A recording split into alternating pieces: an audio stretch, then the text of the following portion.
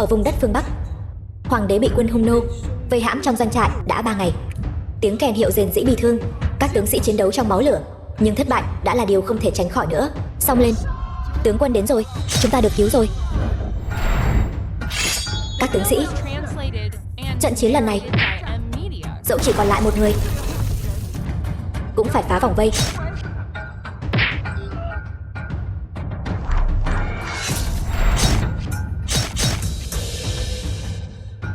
Doanh trại hoàng đế, bẩm bệ hạ, Hoa tướng quân đã phá được vòng vây của quân đột quyết, đến để hộ giá. Hiện người đã ở ngoài trướng. Mau mời Hoa tướng quân vào diện kiến. Tuân lệnh.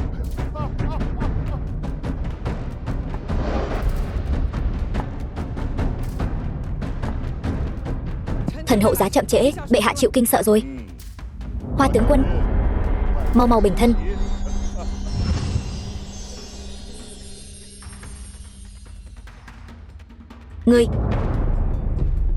Ngươi là kẻ nào dám mạo danh Hoa tướng quân? Việc này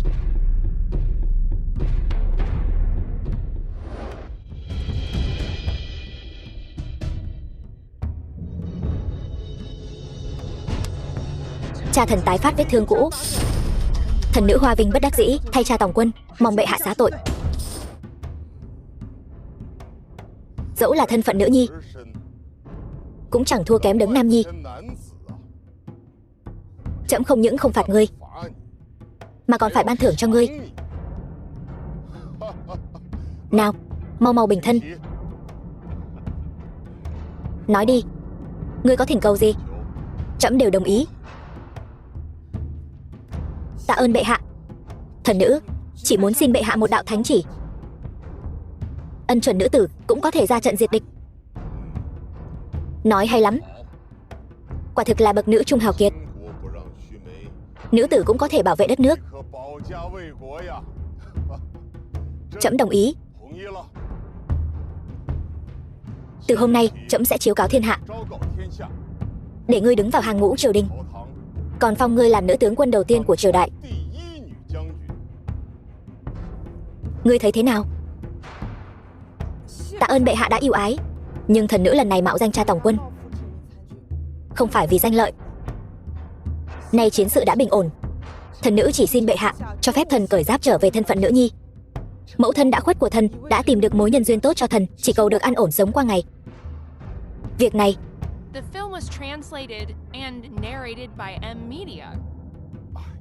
thôi được.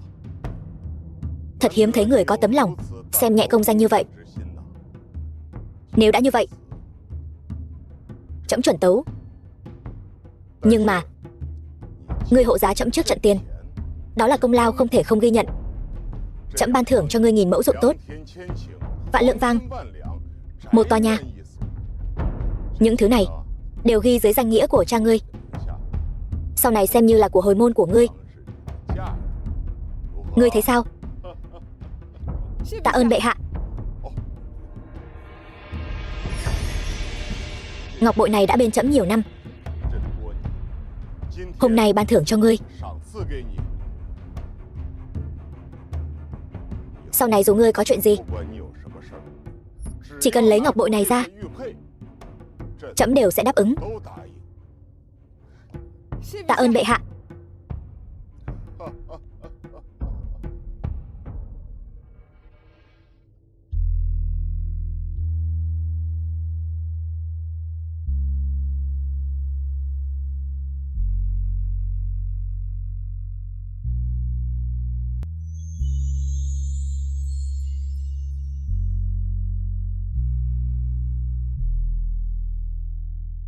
Hoa Vinh,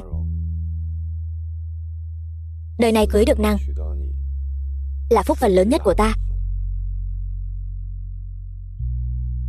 Ta thề, đời này ta chỉ yêu một mình nàng, nhất định không phụ nàng.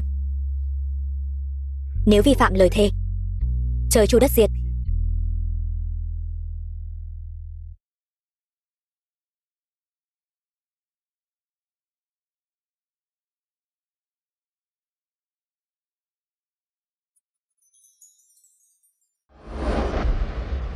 Năm năm sau, Cha đã về rồi. Con cuối cùng đã được gặp cha rồi. Cha. Xảo Nguyệt.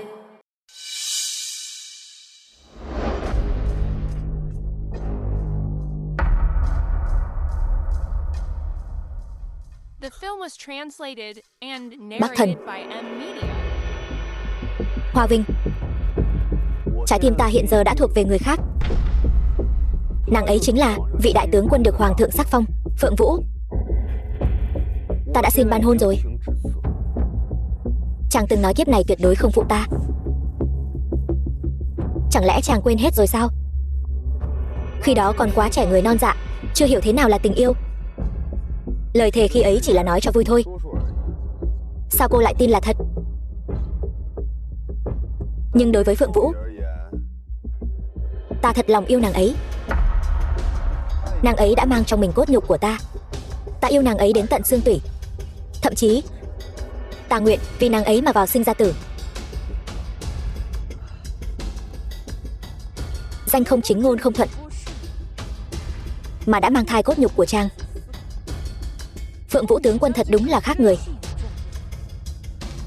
Nữ tử nhà bình thường chắc chắn không làm ra được chuyện như vậy. Ta thật sự muốn gặp cô ta để xem thử đấy. Ta ở đây.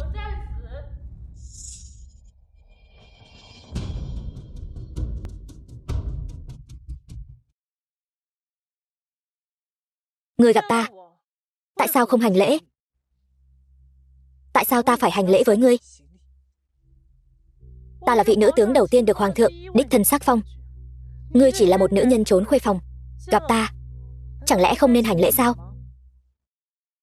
Ngươi có biết nữ tử triều ta vì sao cũng có thể tòng quân không? Hoàng thượng hiền đức, chiêu nạp nhân tài rộng rãi, không phân biệt nam nữ. Đó thực sự là phúc phận của ta. Không ngờ một lời can gián ngày đó của ta lại giúp cô ta được thành tựu. Nếu ngươi lấy thân phận tướng quân để gặp ta, ta có thể tôn xưng ngươi một tiếng Phượng Vũ tướng quân. Nhưng nếu ngươi lấy thân phận thiếp thất của Cố Bắc Thần để gặp ta, vậy thì ngươi phải hành lễ với ta mới đúng. Sai rồi, ta mới là thê, ngươi chỉ là thiếp. Uổng cho ngươi còn là nữ tướng triều ta.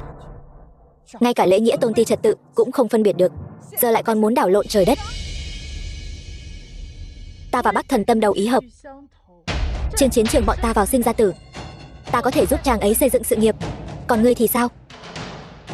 Một nữ nhân chỉ biết trốn khuê phòng, ngoài việc thêu thùa may vá, ngươi còn làm được gì nữa?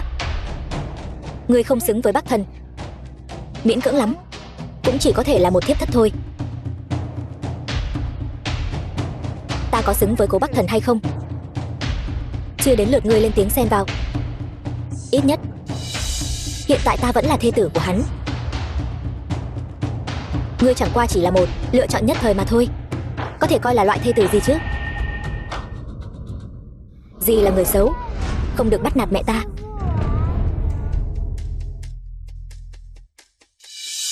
Hoa Vinh, đây chính là cách ngươi dạy con gái mình sao? Chẳng có chút phép tắc nào cả. Ta dạy con gái ta thế nào không cần ngươi phải bận tâm. Ít nhất ta sẽ không để con bé trở thành kẻ không biết liêm sỉ, càng không để con bé đi cướp tướng quân của người khác. Ngươi chẳng qua chỉ là một con nhóc miệng còn hôi sữa, sau này cũng sẽ phải gả cho người ta thôi. Có thể làm nên trò trống gì chứ? Còn ta thì khác. Ta sẽ sinh cho Bắc Thần một đứa con nối dõi, kế thừa sự nghiệp của chàng ấy, làm rạng danh dòng tộc. Sinh con trai quan trọng đến thế sao? Phượng Vũ tướng quân, ngươi cũng là phận nữ nhi. Sao hả? Coi thường cả bản thân mình sao? Hoa Vinh, dù cô có nói gì đi nữa, Phượng Vũ vẫn là con dâu của Cố gia ta. Nếu cô thức thời thì hãy nhường lại vị trí phu nhân đi. Ta sẽ sắp xếp cho cô một căn nhà ở bên ngoài, để cô và con gái ở đó. Tại sao ta phải dọn khỏi phủ? Bởi vì ta đã nhắm trúng phủ đệ này rồi. Ta muốn cùng Bắc Thần ở đây cử hành hôn lễ, sinh con đẻ cái, sống với nhau đến đầu bạc răng long. E là có điều ngươi còn chưa biết. Phủ điện này là do hoàng thượng ban tặng, là của hồi môn cha ta cho ta, chẳng có chút liên quan gì tới Cố Bắc Thần cả.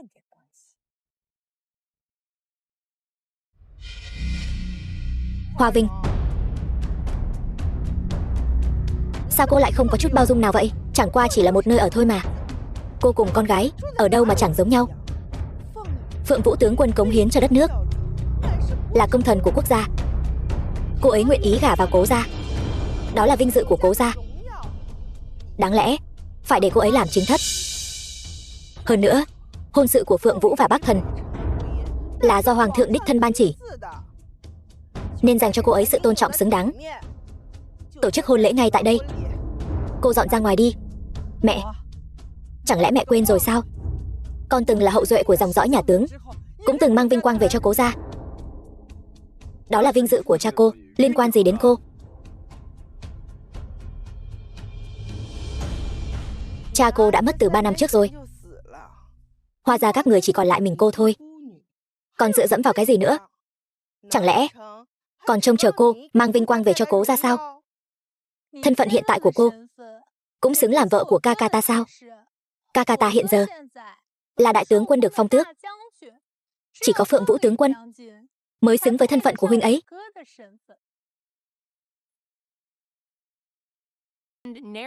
Chẳng lẽ trong mắt các người, quyền thế địa vị lại quan trọng đến thế sao? Tất nhiên rồi. Sao cô có thể đem bản thân ra so sánh với Phượng Vũ tướng quân được? Bắc Thần giữ cô lại trong cố phủ làm thiếp đã là nhân từ hết mực rồi. Cô đừng có không biết điều. Mau cút ra khỏi đây đi. Đừng làm lỡ việc tổ chức hôn lễ của ca ca và tẩu tẩu ta.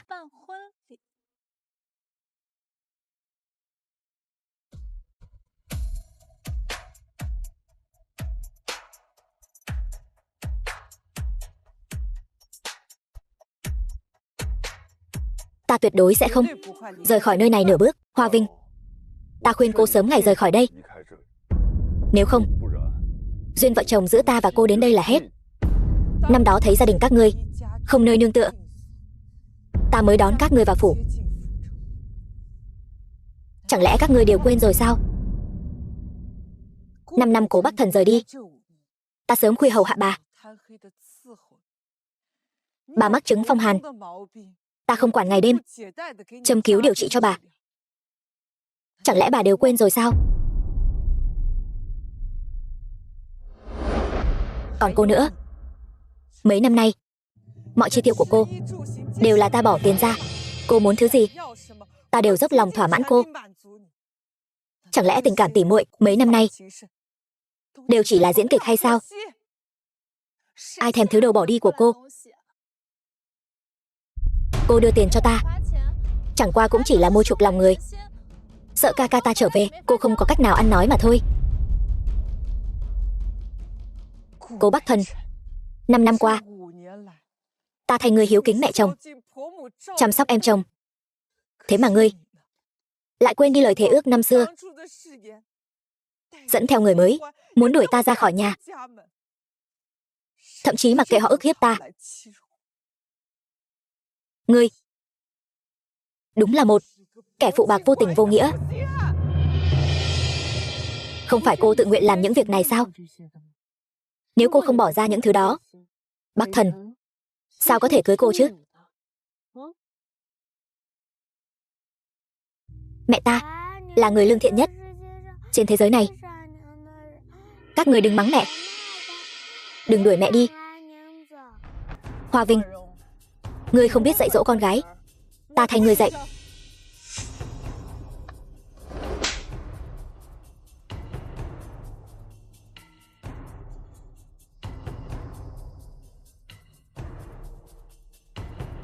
Con gái của ta tự ta biết quản giáo, không đến lượt ngươi nhúng tay vào. Phản rồi. Ngươi dám ra tay với Phượng Vũ tướng quân sao? Ngươi còn có chút tôn trọng nào với người mẹ chồng này không?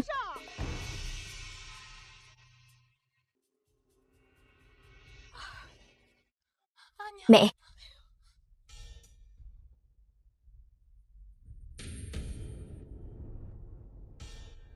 Hoa Vinh, mau đi giúp mẹ ta chữa trị đi.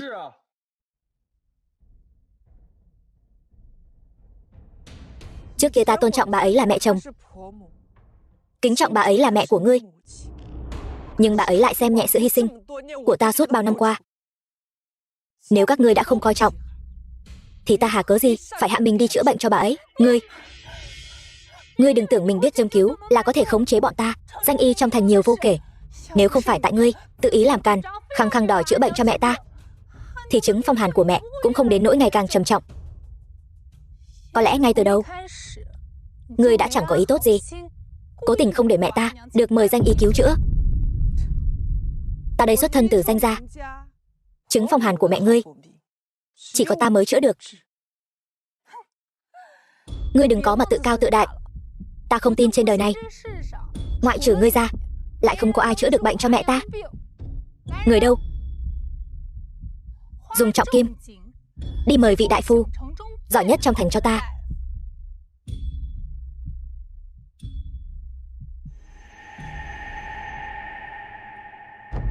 Còn ngẩn người ra đó làm gì? Mau đi đi chứ. Các người muốn dùng tiền, chẳng lẽ không cần thông qua sự đồng ý của ta sao? Đây dù sao cũng là của hồi môn của ta, chẳng có chút liên quan nào với Cố gia các ngươi cả. Được lắm, ngươi đối xử với ta như vậy sao? Bắc Thần, bỏ cô ta đi, ngay lập tức. Hoa Vinh, cô lại dám nói lời vô tình như vậy với mẹ ta. Cô thật đúng là đại bất kính. Ta nói cho cô biết, nếu cô còn dám cản quấy thì cút ra khỏi đây cho ta.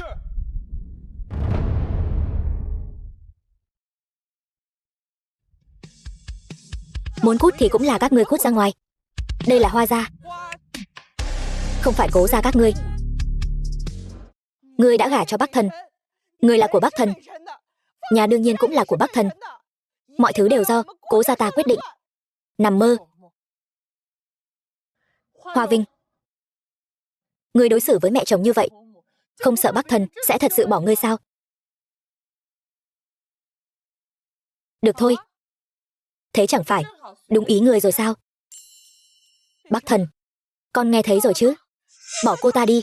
Cố gia chúng ta không có loại con dâu như vậy. Đuổi nó ra ngoài. Nhà cửa và mọi thứ của nó đều là của chúng ta, không được phép mang đi một phân. Các ngươi tưởng rằng cướp lấy những gì thuộc về người khác là có thể muốn làm gì thì làm sao? Bỏ ta cũng được, nhưng những gì thuộc về ta thì đừng hòng mang đi một thứ. Ngươi,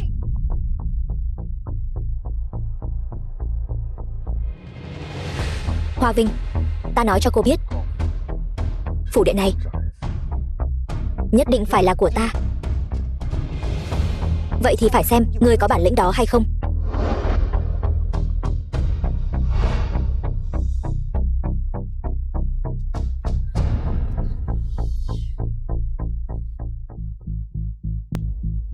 Bệ hạ, Hoa tướng quân ở bên ngoài đã quỳ được nửa canh giờ rồi. Cố Bắc Thần và Phượng Vũ tướng quân lấy quân công để xin thánh chỉ thành hôn, trẫm vẫn chưa định đoạt. Bây giờ Hoa Vinh này lại tới. Cô ấy tới chắc chắn là để ngăn cản hôn sự của Cố Bắc Thần và Phượng Vũ. Việc này làm trẫm thật khó xử. Cố đại tướng quân và Phượng Vũ tướng quân đều đã lập công. Họ đối với bệ hạ đều có thỉnh cầu. Nay tác thành cho họ cũng không có gì là không phải. Xét về chiến công thì Cố Bắc Thần và Phượng Vũ còn không bằng một nửa của Hoa Vinh. Hơn nữa, Hoa Vinh lại còn có ơn cứu mạng với trẫm. Vậy bệ hạ muốn quyết định ra sao? Chuyện này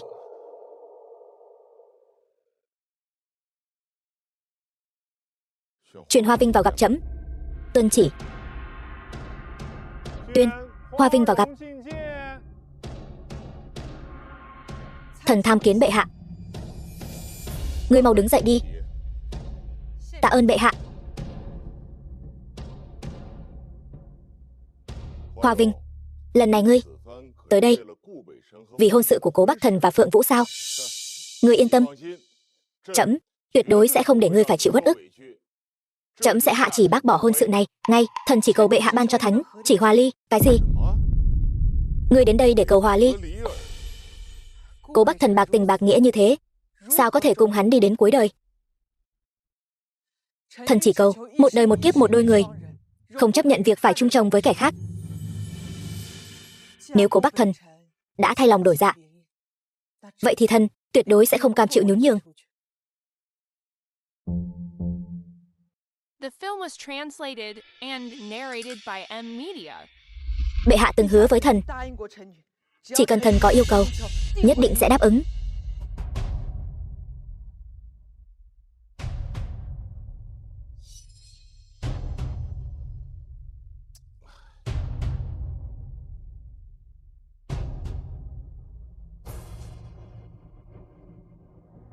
Chuyện này để trẫm suy nghĩ thêm.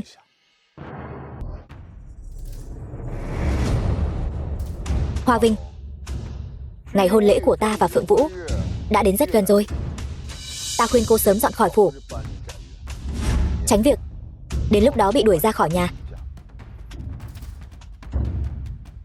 Vì để cưới vợ mới về nhà, ngươi đúng là không từ mọi thủ đoạn. Đúng là ta đã mù mắt rồi, mới gả cho ngươi. Nếu không phải ngươi chọn con trai ta làm phu quân, ngươi còn không biết phải gả cho hạng phàm phu tục tử nào đâu. Lúc trước, nếu không phải thấy cha ngươi có chút quân công, lại còn được hoàng thượng ban thưởng, ta sao có thể để Bắc Thần cưới ngươi làm vợ. Đáng tiếc thay, người cha đoàn mệnh đó của ngươi lại chẳng được tích sự gì, lại lăn đùng ra mất mạng. Các ngươi tưởng cha ta qua đời rồi thì ta không còn nơi nương tựa, là có thể tùy ý sỉ nhục ta, chiếm đoạt gia sản của ta sao? Khế ước đất đai ở ngay đây, tự mình đến mà lấy, thế mới đúng chứ. Nếu người biết điều sớm như vậy, hà tất phải tốn nhiều lời lẽ làm gì? Ca ca, mau đi lấy đi. Cố tướng quân, khế ước đất đai ở ngay đây, nếu ngươi lấy được thì phủ đệ này chính là của ngươi. Nếu không lấy được,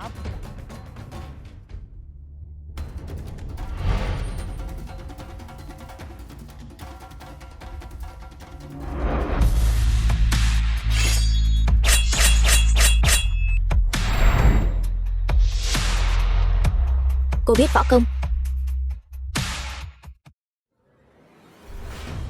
Không thể nào.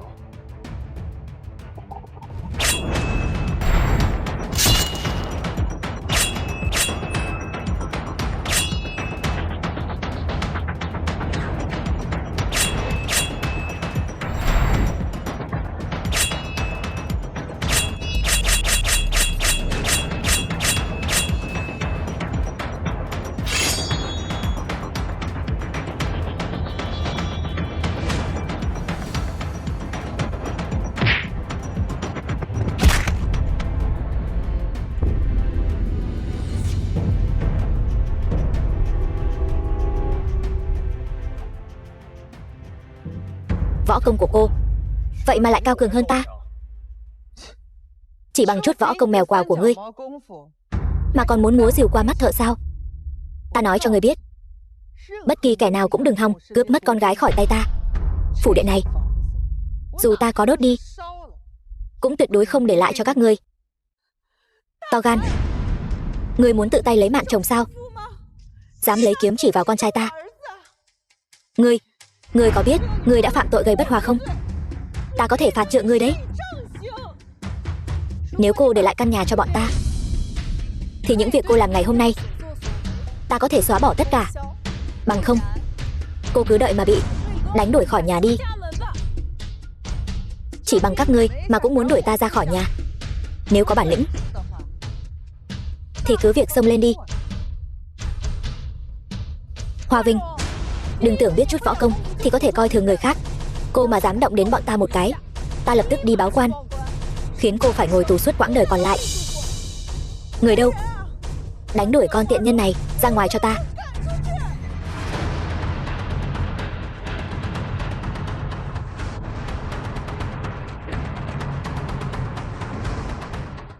Thánh chỉ đến.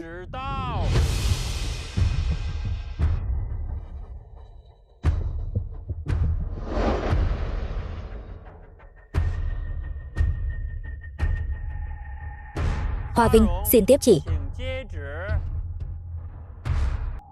Chẳng lẽ Hoàng thượng muốn thu hồi thánh chỉ ban hôn cho ta và Phượng Vũ? Phụng Thiên Thừa Vận, Hoàng đế chiếu viết. Hoa Vinh ôn hòa hiền thục, giỏi việc tề gia, phong làm nhất phẩm cáo mệnh phu nhân. Hoa thị đã được phong nhất phẩm cáo mệnh phu nhân, vậy ca ca chẳng phải cũng được phong tước hầu ra sao? Công công, Hoàng thượng có nhắc đến Bắc Thần nhà ta không?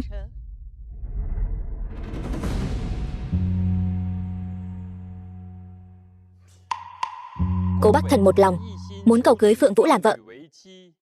Hoa Vinh tự xin hòa ly. Trẫm đặc biệt ân chuẩn, cả nhà Cố Bắc Thần nên sớm dọn khỏi Hoa gia. Xét thấy Xảo Nguyệt còn nhỏ, giao cho Hoa Vinh nuôi dưỡng. Khâm thử. Thần xin tạ ơn bệ hạ. Hoa Vinh, cô thả hòa ly cũng không thể chấp nhận Phượng Vũ sao? Bệ hạ lệnh ta trả ngọc bội này lại cho ngươi. Sau này nếu có điều gì cần, bệ hạ vẫn sẽ chấp thuận cho ngươi. Đa tạ bệ hạ.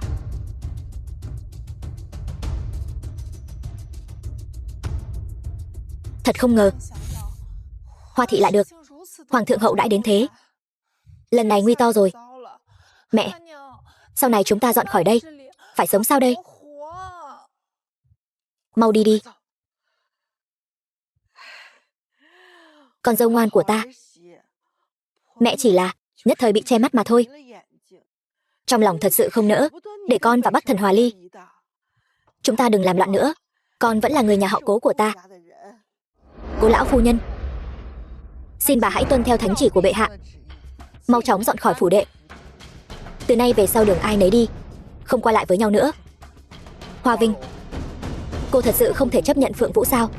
Cô thà để gia đình này tan cửa nát nhà. Cô nhất quyết muốn nhẫn tâm chia lìa ta và Xảo Nguyệt sao? Cố Bắc Thần, tất cả những điều này đều là do ngươi tự làm tự chịu. Nếu ngươi và tướng quân Phượng Vũ đã tâm đầu ý hợp, ta thành toàn cho các ngươi, chẳng lẽ ta sai sao? Từ khi ngươi bước chân vào cửa nhà này, ngươi chưa từng nhìn thẳng con gái lấy một lần. Bây giờ lại nói luyến tiếc nó. Ngươi không thấy nực cười sao? Ta cho ngươi 1 canh giờ, mau chóng dọn khỏi phủ đệ.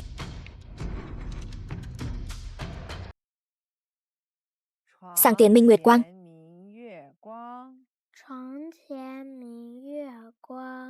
Nghi thị địa thượng xưng, tiểu thư, tướng quân Phượng Vũ gửi thiệp mời, mời cô đến tham dự hôn lễ của họ.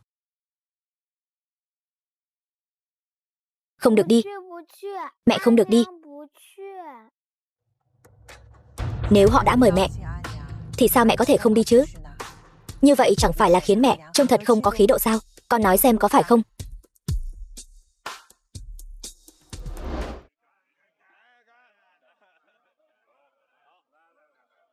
Thật không ngờ, đường đường là đại tướng quân mà lại ở nơi như thế này.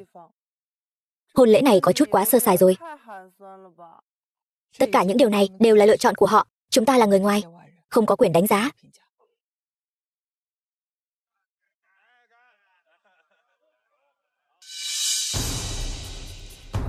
Rõ ràng các người đã hứa với ta sẽ cho ta một hôn lễ huy hoàng, vậy mà kết quả thì sao? Chỉ bày vài mâm cỗ, khách khứa đến còn không có chỗ ngồi. Ta là đại tướng quân do chính hoàng thượng sắc phong, các người lại dám qua mặt ta như vậy. Các người bảo tướng sĩ của ta phải nhìn ta thế nào đây? Bảo những quan lại triều đình kia phải nhìn ta thế nào đây? Ta từng hứa sẽ cho nàng một hôn lễ tử tế, nhưng nay đã khác xưa rồi. Một hôn lễ thế này thôi đã dùng hết sạch tiền bạc trong nhà. Mẹ ta thậm chí cũng đã bán đi tờ khế đất duy nhất trong nhà. Cô muốn xính lễ hậu hĩnh thì cũng phải đưa ra của hồi môn tương xứng. Nhớ năm xưa Hoa thị, chỉ riêng của hồi môn không 10 dặm thì cũng 8 dặm. Cảnh tượng đó chấn động cả thành. Cô không có lấy một xu của hồi môn, Còn muốn xính lễ của nhà họ Cố ta? Nằm mơ giữa ban ngày sao? Ta là đại tướng quân. Gả vào nhà họ Cố các ngươi đã cho các ngươi đủ vinh quang rồi. Ngươi còn dám nhắc tới của hồi môn với ta? Chẳng lẽ ngươi còn muốn ăn của ta, uống của ta nữa sao? Vì để cho ngươi mặt mũi, nhà họ Cố ta đã tiêu sạch tiền bạc, còn bán cả ruộng tốt. Ngươi vẫn chưa biết đủ, còn dám ăn nói sắc sược với bọn ta. Ông trời ơi, rốt cuộc là ta đã gây ra tội nghiệp gì mà ông lại trừng phạt ta như thế? Mẹ, hôn lễ được tổ chức đúng là có chút qua loa.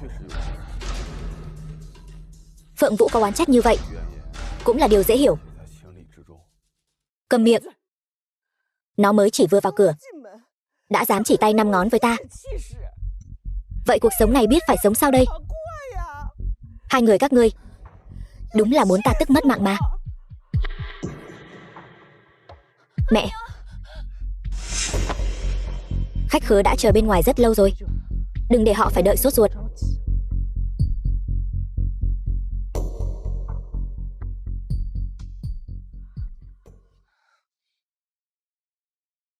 The film was translated and narrated by M Media. Quả báo. Đúng là quả báo mà. Người đàn bà này chính là quả báo của ta.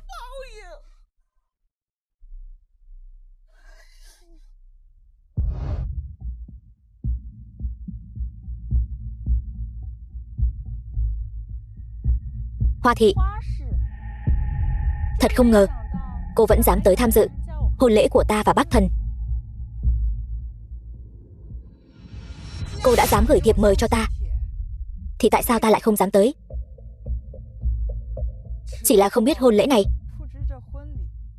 có xứng với Phượng Vũ tướng quân hay không. Hôn lễ chỉ là hình thức, ta căn bản chẳng bận tâm đến những điều đó. Vì giờ ta đã là Cố phu nhân danh chính ngôn thuận.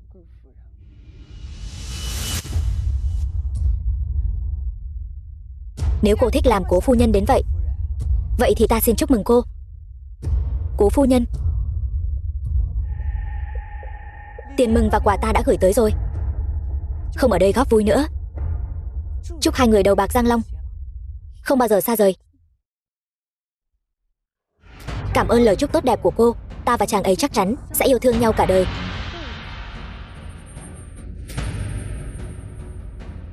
Ca ca, ca ca ơi, bệnh đau đầu của mẹ càng ngày càng nặng rồi, huynh mau cứu bà ấy đi.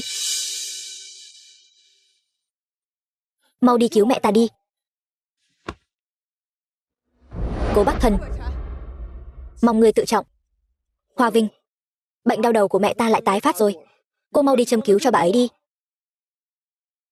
Ta và ngươi đã hòa ly, vốn đã là người dưng với nhà họ Cố các ngươi rồi.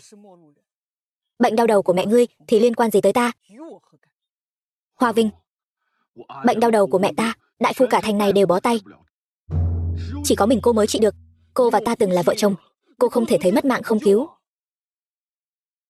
Cố Bắc Thần, bây giờ ngươi mới nhớ tới chuyện vợ chồng sao? Ta đã nói rồi, ta với nhà họ Cố các ngươi đã chẳng còn chút liên quan nào nữa. Ngươi tìm nhầm chỗ rồi, Hoa Vinh. Chỉ cần cô cứu mẹ ta một lần nữa, từ nay về sau ta sẽ không làm phiền cô nữa.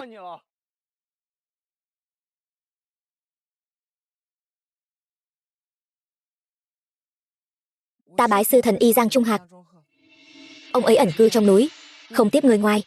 Nếu ngươi có thể xin được ông ấy giúp đỡ, đó là bản lĩnh của chính ngươi.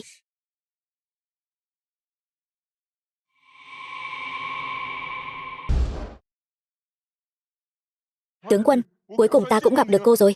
Mau mau đứng dậy. Đã xảy ra chuyện gì? Quân đột quyết tập kết ở biên giới phía Bắc, ý đồ xâm phạm lãnh thổ triều ta. Lần nữa, Hoa gia quân đang bị quân đột quyết bao vây. Ta đã phá vòng vây, đặc biệt đến đưa tin. Quân đột quyết muốn lợi dụng Hoa gia quân dụ Thái tử điện hạ đến cứu viện. Nếu Thái tử điện hạ xuất binh, chắc chắn sẽ dẫn đến nguy cơ toàn quân bị tiêu diệt. Bệ hạ đã biết chuyện này chưa? Ta đã báo cáo việc này lên bộ binh, nhưng mà viện quân hành quân chậm chạp, chỉ sợ. Tướng quân, cô từng dẫn dắt các huynh đệ hộ giá bệ hạ. Ta biết sự dũng cảm của cô không ai địch nổi. Cầu xin cô hãy cứu các huynh đệ và thái tử đi. Mau mau đứng dậy. Hoa Gia Quân là đội quân tinh nhuệ do cha ta huấn luyện lúc sinh thời, tuyệt đối không thể cứ thế mà chôn vùi vô ích ở biên giới phía Bắc. Người đâu? Lấy giáp trụ của cha ta ra. Tướng quân, bệ hạ đã cho phép nữ tử ra trận. Thân phận nữ nhi của tướng quân đã không cần phải che giấu nữa. Nói thì nói vậy, nhưng ban đầu thân phận nữ tướng của ta vẫn chưa được công bố với thiên hạ. Người ngoài đều tưởng ta là nam nhi. Nếu đột ngột đổi thân phận, chắc chắn sẽ bị người ta nghi kỵ. Ngộ nhỡ làm quân tâm bất ổn, chỉ sợ sẽ làm hỏng việc. Vẫn là đợi thời cơ thích hợp, công bố với thiên hạ cũng chưa muộn. Vẫn là tướng quân suy tính chu toàn.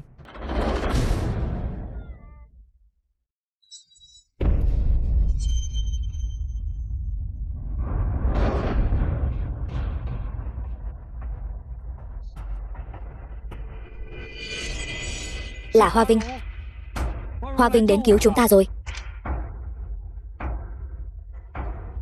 Đúng là một mãnh tướng. Hắn là người thế nào? Bẩm điện hạ, ngài ấy tên là Hoa Vinh, 5 năm trước từng lập nên chiến công hiển hách, còn từng phá giải mê trận của địch, cứu giá bệ hạ. Là hắn. Thảo nào phụ hoàng luôn nhắc tới hắn, quả nhiên không tầm thường. Tham kiến thái tử điện hạ.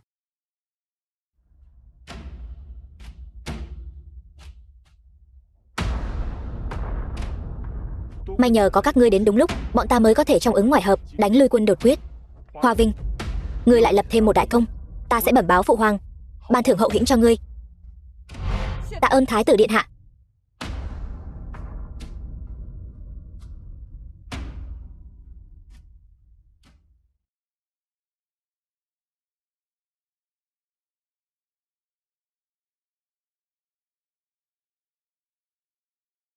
Hoa Vinh đâu rồi? Bẩm thái tử điện hạ, Hoa tướng quân đang nghỉ ngơi trong doanh trướng.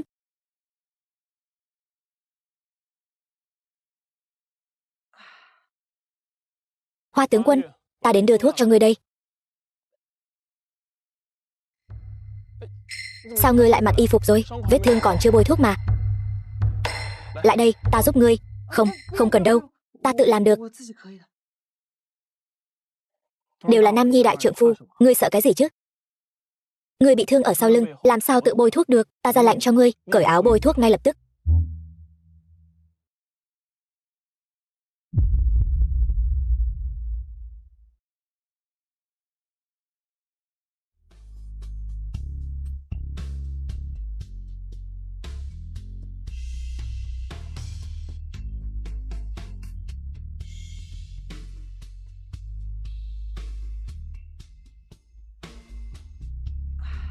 Khốn kiếp, sao tim ta lại đập nhanh thế này?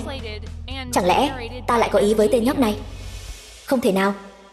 Hoa tướng quân, ngươi vẫn nên tự bôi thuốc đi.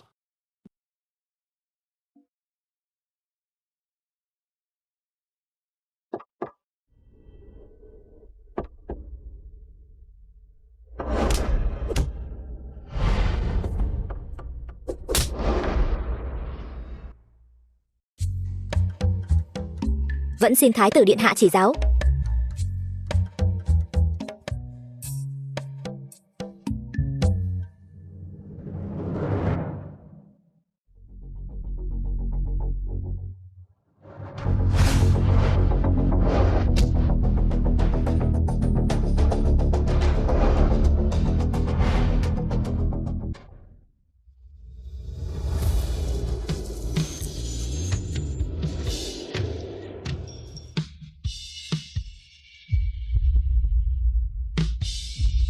Đa tạ điện hạ đã nhường.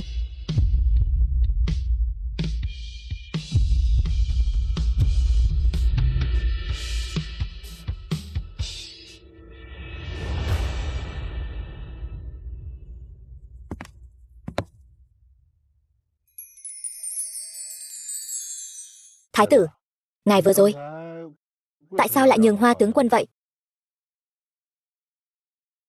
Lão Hồ, ngươi nói xem, có phải ta bị bệnh rồi không? Ngài sao thế? Để ta đi gọi quân y. Không phải bệnh đó,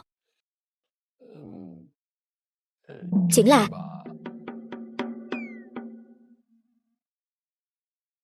Cái gì cơ? Thôi bỏ đi, có nói ngươi cũng chẳng hiểu đâu. Tại sao cứ gặp Hoa Vinh là ta lại suy nghĩ lung tung? Chẳng lẽ ta thật sự thích đàn ông? Thái tử điện hạ, không hay rồi, Hoa tướng quân vừa rồi khi thuần ngựa đã bị thương rồi. Cái gì? Hoa tướng quân đâu?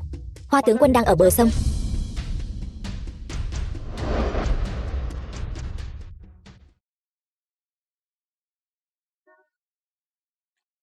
Hoa Vinh.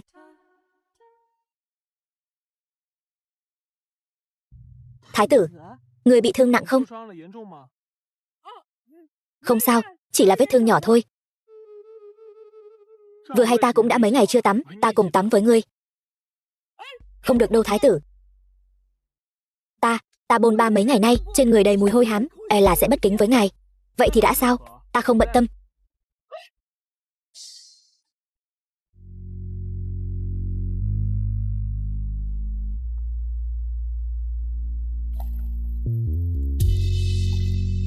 Ngươi là nam nhi đại trượng phu, sao da rẻ lại trắng trẻo như phụ nữ thế?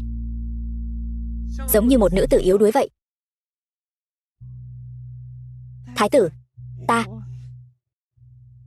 ta muốn yên tĩnh một lát. Được không? Xem ra ngươi không muốn để ý đến ta lắm. Được thôi.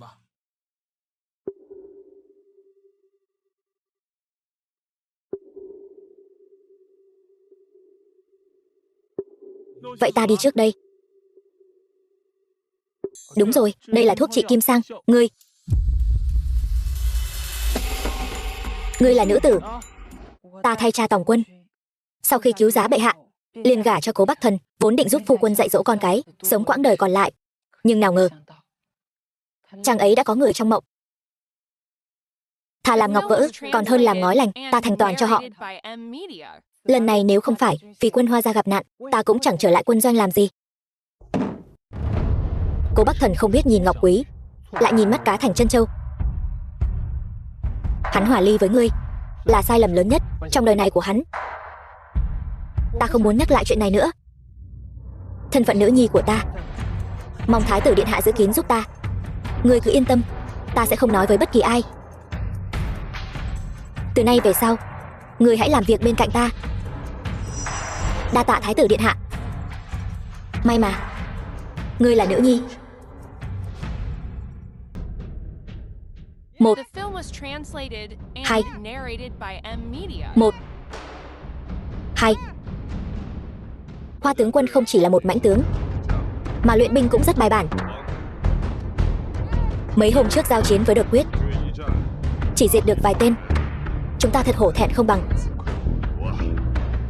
Một, hai, một, hai.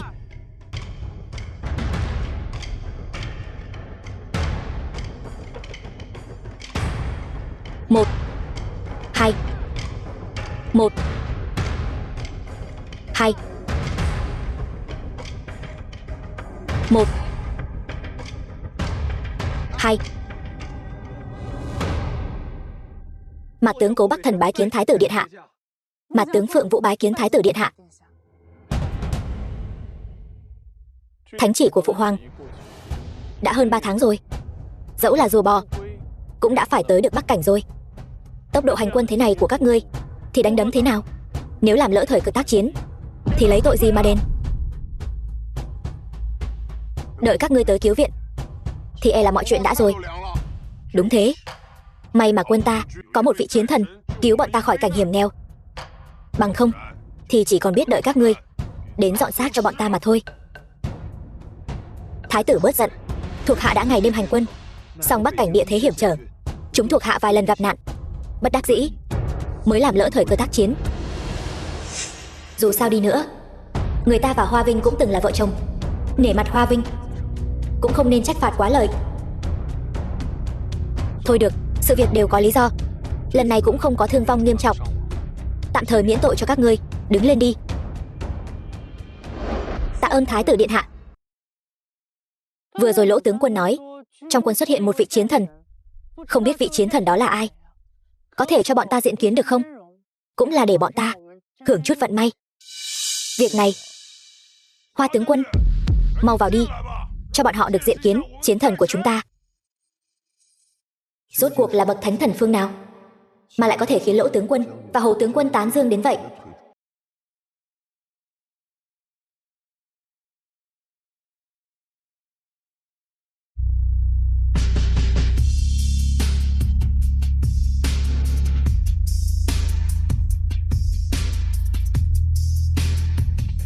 Là ngươi, Hoa Vinh. Sao ngươi lại ở đây?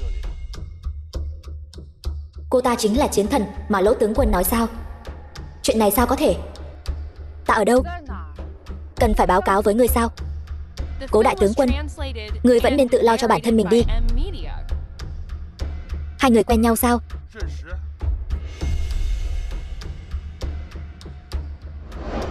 Bọn ta đâu chỉ quen nhau, mà còn thân thiết nữa là đằng khác. Hoa Vinh không muốn thân phận nữ nhi của mình bị lộ. Mình không thể để họ vạch trần thân phận của cô ấy, bởi vì Hoa Vinh là hai vị tướng quân hành quân đã nhiều ngày, chắc hẳn đã mệt mỏi rồi, cứ lui xuống nghỉ ngơi đi. Đa tạ thái tử điện hạ quan tâm. Chúng tôi và vị chiến thần này có duyên nợ khá sâu, không hỏi thăm đôi câu thì lại ra vẻ xa cách quá. Dạo này vẫn khỏe chứ, Hoa Vinh?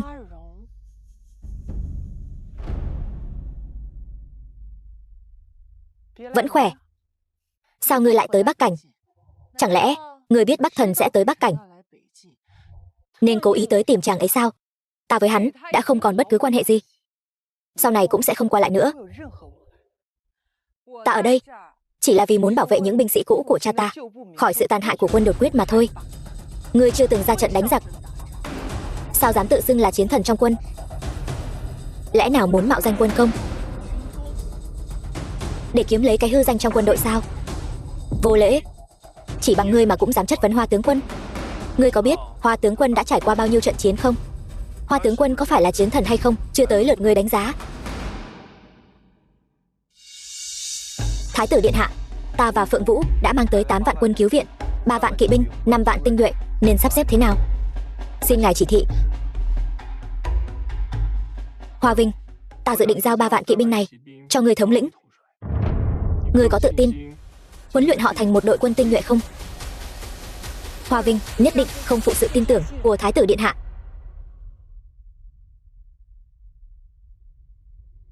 Ta có ý kiến khác.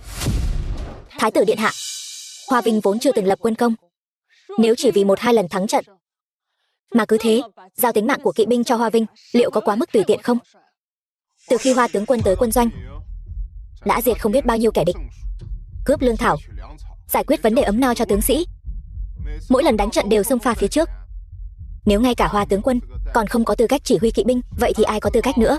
Hoa tướng quân đã mấy lần lấy ít thắng nhiều. Hiện tại đột quyết nghe danh Hoa tướng quân đều phải tránh xa 3 tấc. Đã chiếm được 5 tòa thành trì, ta xin giơ cả hai tay tán thành Hoa tướng quân làm thống soái kỵ binh. Nếu bàn về quân công, e là sổ ghi công đã viết không còn chỗ chứa nữa rồi. Phụ hoàng đã phong Hoa tướng quân làm tứ phẩm đại tướng quân, các ngươi còn thấy tùy tiện sao? Ngày thường trông cô ấy liễu yếu đào tơ, không ngờ lại là mãnh tướng trên chiến trường. Chức vị hiện tại vậy mà còn cao hơn rất nhiều so với ta. Làm sao có thể? Hoa Vinh rõ ràng là nữ nhân trốn khuê phòng. Phượng Vũ còn dám vô lễ với Hoa Vinh, đừng trách ta dùng quân pháp xử lý. Thái tử ngăn ta nói ra thân phận thật sự của Hoa Vinh, xem ra ngài ấy cố ý bao che cho cô ta. Các ngươi là quân cũ của Hoa gia, tất nhiên là hướng về Hoa Vinh rồi. Với năng lực đó mà cũng có được nhiều quân công thế sao? Ta không tin. Phượng Vũ tướng quân, có phải ngươi không thể chấp nhận việc người khác giỏi hơn mình không? Dù ngươi có tin hay không, ta cũng không cần phải chứng minh với ngươi. Hoa Vinh, ngươi còn dám ăn nói hàm hồ nữa, lập tức lôi xuống xử lý bằng quân pháp. Thái tử điện hạ, lần này ta cùng Phượng Vũ mang viện binh đến, thế nhưng giao quân đội tinh nhuệ cho Hoa Vinh, chúng tôi không phục. Ý của các ngươi là đang nghi ngờ cách dùng người của ta sao? Thái tử điện hạ bớt giận, ta không dám. Ta và Phượng Vũ sẵn lòng nghe theo sự điều khiển của ngài, không dám có chút bất kính nào với ngài, càng không dám nghi ngờ ngài. một lòng tuân lệnh ngài. Ta thấy ngươi muốn trèo lên đầu bản điện hạ mà ngồi rồi. Mau xin lỗi thái tử điện hạ đi. Thái tử này vậy mà che chở cho Hoa Vinh như vậy. Giữa hai người họ chắc chắn có tư tình. Ta có nói tiếp cũng vô ích. Phu thê chúng tôi nguyện nghe theo sự chỉ huy của thái tử điện hạ. Hai kẻ này có ý định không tốt. Sau này ngươi phải đề phòng họ nhiều hơn.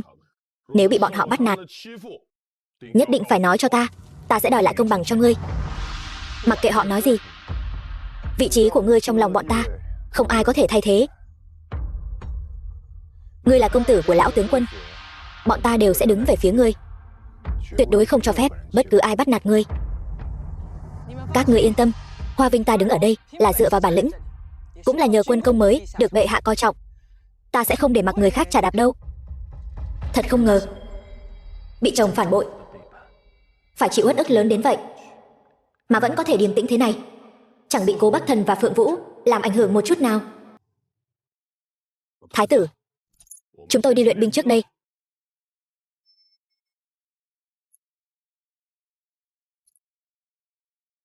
Cô thật sự đã buông bỏ Cố Bắc Thần rồi sao? Ban đầu ta chọn Cố Bắc Thần hoàn toàn là vì thấy hắn trung hậu thật tha, là một người có thể dựa dẫm cả đời. Ta có thể không để tâm đến thân phận và địa vị của hắn, cũng có thể chấp nhận sự nghèo hèn và nhu nhược của hắn, nhưng chỉ riêng sự phản bội thì ta không thể chấp nhận được. Kể từ khoảnh khắc hắn đưa Phượng Vũ bước chân vào cửa nhà, thì duyên vợ chồng giữa ta và hắn đã tận rồi. Ta sẽ không vì một kẻ như vậy mà chà đạp lên chính mình. Rất tốt. Chân tình không được trân trọng, buông tay ngược lại mới là lựa chọn tốt hơn. Tuy nhiên, họ khinh rẻ ta như vậy, chắc chắn không cam lòng để ta thống lĩnh kỵ binh. Những ngày tháng sau này sẽ không ít sóng gió. Kẻ nào dám gây chuyện trong quân của ta tuyệt đối sẽ không dễ dàng bỏ qua cho hắn. Từ nay về sau, Hoa tướng quân chính là thống soái của các ngươi. Các ngươi phải nghe theo mệnh lệnh của ngài ấy, phục tùng sự điều động. Tại hạ Hoa Vinh là một nữ nhân, không ở nhà lo việc chồng con. Chạy tới quân doanh góp vui cái gì chứ? Huynh đệ bọn ta đi theo ngươi, còn mạng mà về nhà không? Cái gì? Hoa Vinh lại là nữ nhân trốn khuê phòng sao? Dựa vào cô ta mà cũng đòi làm thống soái của bọn ta. Cô ta có thể so với Phượng Vũ tướng quân sao? Đây chẳng phải là lấy mạng sống của bọn ta ra làm trò đùa sao? Dựa vào cái gì?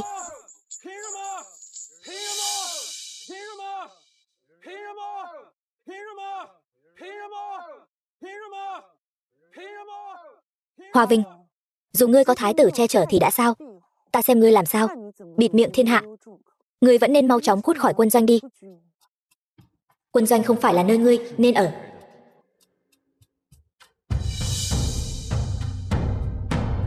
Nói như vậy, các ngươi là không phục ta. Tất nhiên rồi, nữ tướng quân, bọn ta chỉ phục Phượng Vũ tướng quân. Còn ngươi, liễu yếu đào tơ, đến kiếm còn cầm không vững, chi bằng về nhà cầm kim thêu đi.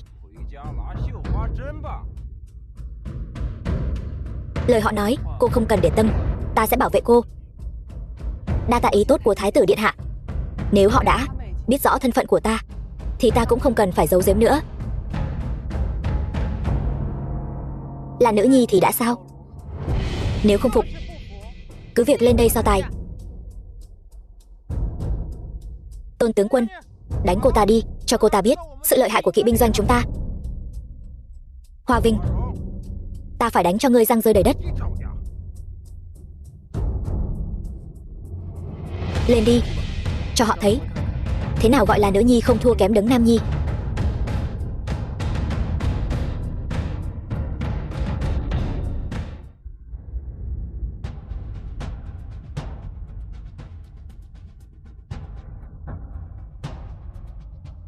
Đánh thắng ngươi thì sao?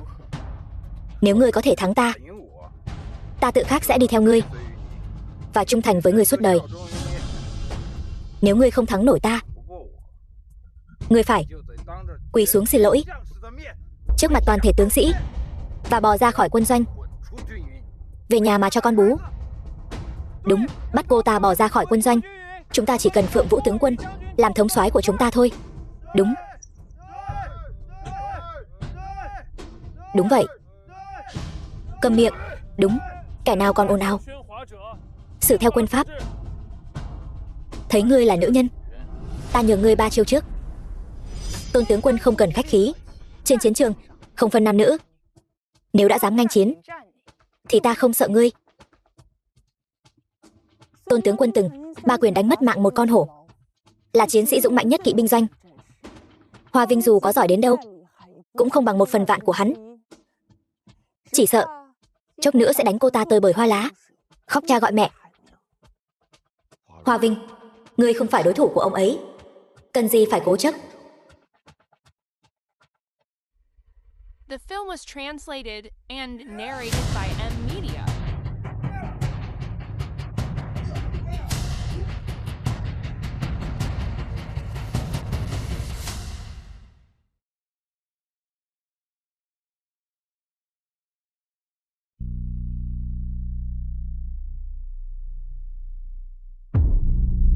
Cô ta, sao cô ta có thể thắng được Tôn tướng quân?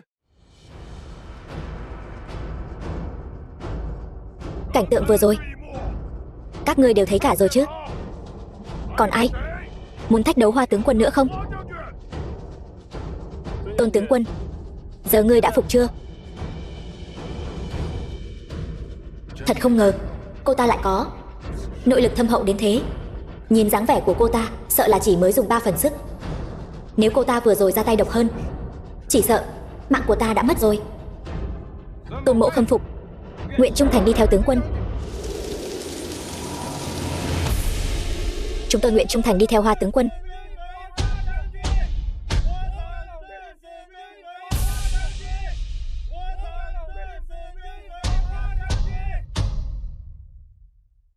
Tôn tướng quân đứng lên đi. Các tướng sĩ đứng lên đi. Kể từ hôm nay, chúng ta sát cánh chiến đấu, đuổi sạch giặc thù, quyết đuổi sạch giặc thù. Đuổi sạch giặc thù.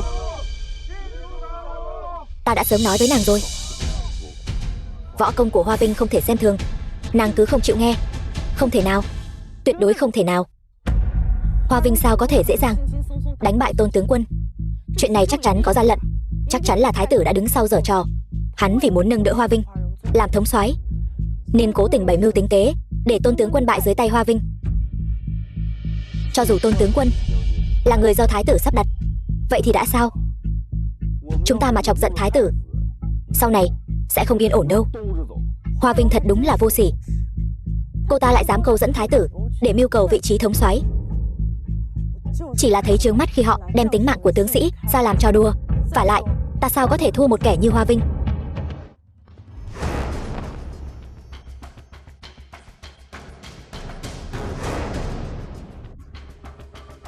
Tránh ra, đừng cản đường. Hoa Vinh, nếu cô muốn chứng minh mình giỏi hơn Phượng Vũ thì cô không cần phải vào doanh trại. Ta khuyên cô nên sớm quay về đi. Dù sao cũng không thể để Xảo Nguyệt ở nhà một mình mà không có mẹ chăm sóc được. Cố Bắc Thần, ta và ngươi đã hòa ly, giờ chỉ là người dưng nước lã. Ta làm gì không liên quan chút nào đến ngươi cả.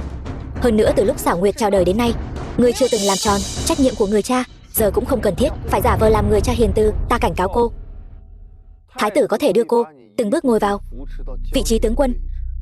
Cô có thể tận hưởng sự hư vinh của một tướng quân. Nhưng ta nói cho cô biết, một khi đã ra chiến trường, tất cả sự giả tạo và ngụy trang của cô đều không chịu nổi một đòn. Đó là chiến trường hiểm ác thật sự, chứ không phải nơi để cô và thái tử chơi hoa ghẹo nguyệt.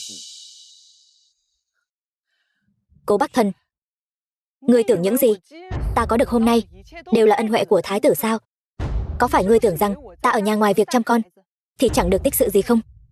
Chiến trường tàn khốc, cô tưởng mình biết chút võ công là có thể lập công được sao? Ta nói cho cô biết, một khi cô thực sự ra chiến trường, ngay cả thái tử cũng không bảo vệ nổi cô. Vậy ý ngươi là ngày mai cô hãy xin thái tử từ chức, nhường quyền chỉ huy kỵ binh cho Phượng Vũ. Nàng ấy chinh chiến nhiều lần, có kinh nghiệm hơn cô nhiều. Cố Bắc Thần, người quả thật có tính toán rất kỹ. Nhưng ta nói cho ngươi biết, tuyệt đối không thể. Đừng tưởng ngươi lập được chút công lao là có thể ra lệnh cho ta. Ta nói cho ngươi biết, xét về chức quan, ta là tứ phẩm, ngươi là ngũ phẩm. Ai ra lệnh cho ai còn chưa biết được đâu.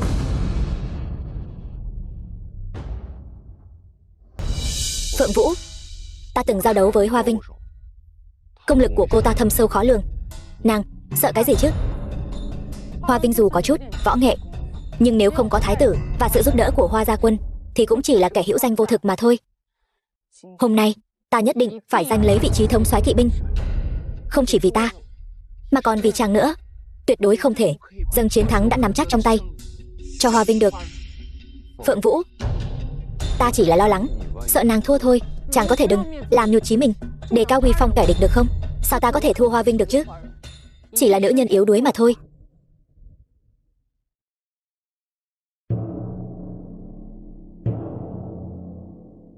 Phượng Vũ tướng quân thật đúng là không tự lượng sức mình, muốn cùng Hoa Vinh tướng quân so tài cao thấp. Hai người họ vốn dĩ không cùng một đẳng cấp. Phượng Vũ tướng quân này cũng chẳng phải hạng người tầm thường. Nếu Hoa Vinh thua thì phải làm sao đây? Cô ấy sẽ không thua đâu, cô ấy nhất định sẽ thắng. Hoa Vinh, ta đã thắng cô trong chuyện tình cảm. Giờ đây ta muốn đánh bại cô hoàn toàn, để cô không thể ngẩng đầu lên được trước mặt các tướng sĩ. Ta sẽ khiến cô trở thành một kẻ thất bại thảm hại. Phượng Vũ, ra chiêu đi. Mấy chiêu thức đó của cô chỉ qua mặt được các tướng sĩ mà thôi. Để xem ta vạch trần bộ mặt thật của cô thế nào. Phượng Vũ vốn dĩ không phải đối thủ của Hoa Vinh. Nếu muốn dừng giao đấu lúc này đã là không thể. Hy vọng nàng ấy may mắn thắng được Hoa Vinh, bằng không sau này làm sao dẫn binh đánh trận. Phượng Vũ, hãy bình tĩnh ứng chiến, chớ nên nóng lòng cầu thắng. Phượng Vũ tướng quân tất thắng.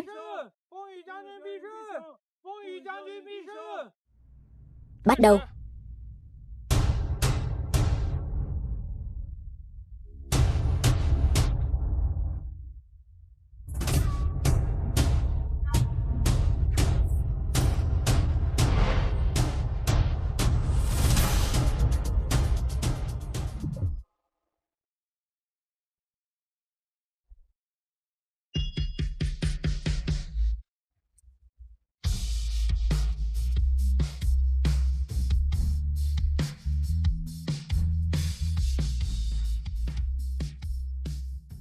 Trận này không tính. Kiếm vốn không phải là binh khí sở trường của ta. Ta xin đổi sang trường thương. Phượng Vũ tướng quân, kỹ nghệ không bằng người, sao còn trách cứ binh khí? Đúng vậy, cô không phải đối thủ của Hoa Vinh tướng quân đâu. Ta khuyên cô nên sớm nhận thua đi. Hoa Vinh tướng quân, binh khí cô ấy dùng là huyền thiết chế thành. Đao kiếm thông thường sao chống đỡ nổi? Đao kiếm thông thường sao sánh được với huyền thiết bảo kiếm? Thế này không công bằng, không công bằng.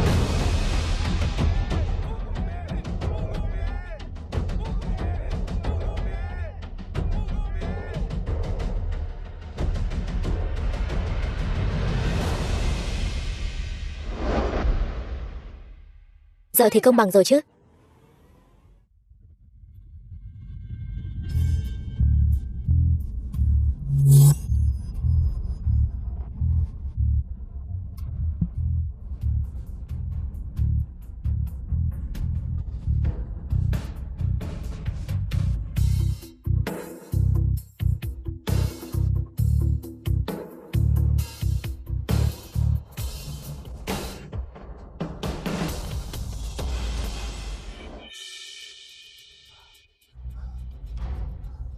Trận này Hoa Vinh thắng.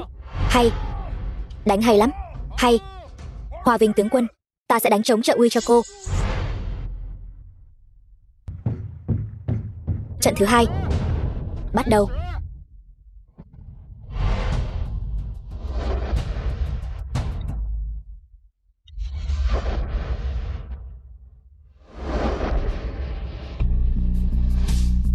Không thể nào, một nữ nhân trốn khuê phòng sao có thể sở hữu nội lực thâm hậu đến vậy? Phượng Vũ tướng quân vốn dĩ không phải đối thủ của Hoa Vinh tướng quân. Cứ đánh tiếp thế này, Phượng Vũ thất bại.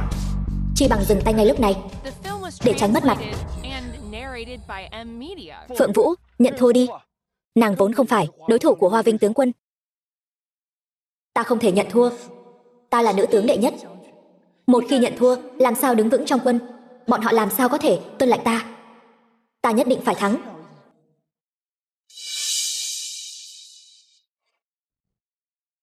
Ta không cam lòng. Ta còn một trận nữa. Lần này, ta nhất định sẽ thắng.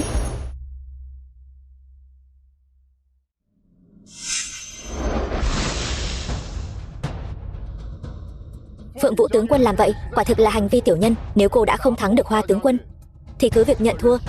Sao có thể dùng thủ đoạn hèn hạ như vậy? Trên chiến trường, tình huống bất ngờ khôn lường. Chỉ cần bảo toàn tính mạng, giành được thắng lợi thì dùng bất cứ thủ đoạn nào cũng không có gì là quá đáng. Hoa Vinh, cô còn có thể ứng chiến không? Tiếp tục.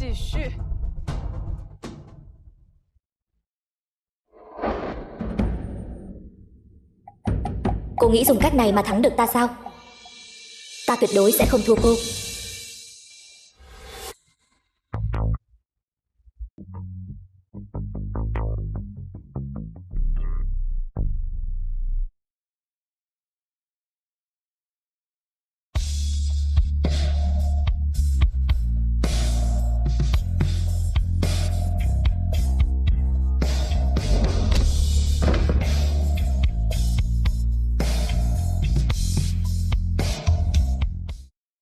Nàng không sao chứ?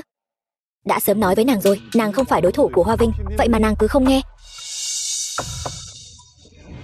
Sao ngay cả chàng cũng nói đỡ cho Hoa Vinh? Chẳng lẽ chàng vẫn còn vương vấn cô ta? Có phải chàng hối hận vì đã bỏ cô ta rồi không? Nàng đừng có ăn nói hàm hồ nữa. Hoàn toàn không có chuyện đó. Hoa tướng quân võ nghệ tài năng hơn người. Bọn ta tự thấy hổ thẹn vì không bằng. Đánh hay lắm. Cô đã cho bọn ta thấy thế nào mới là bản lĩnh thực sự. Lợi hại lắm. Tướng quân Hoa Vinh thắng. Sau này nếu còn kẻ nào không phục sẽ xử lý theo quân pháp. Không thể nào. Sao ta có thể thua Hoa Vinh được chứ? Chắc chắn Hoa Vinh đã dùng thủ đoạn tà môn ngoại đạo. Phượng Vũ, ta đã đáp ứng yêu cầu của ngươi, để ngươi và Hoa Vinh giao đấu. Các tướng sĩ đều đã chứng kiến. Thắng bại đã định. Ngươi còn dám ăn nói hàm hồ? Người đâu? Chiếu theo quân pháp, phạt 50 trượng. Thái tử điện hạ, đại chiến cận kề, trừng phạt tướng lĩnh ngay trước trận đánh. E rằng sẽ làm nhụt chí các tướng sĩ. The film was translated and narrated by M Media. Cô ta ám toán cô, vậy mà cô vẫn cầu xin cho cô ta. Biết cân nhắc đại cục như vậy, ta sẽ đáp ứng yêu cầu của cô. Tướng quân Hoa Vinh đã cầu xin cho ngươi, vậy thì tạm thời tha cho ngươi. Sau này nếu còn dám ăn nói hàm hồ, ta tuyệt đối sẽ không nương tay. Tướng quân Hoa Vinh uy vũ. Tướng quân Hoa Vinh uy vũ.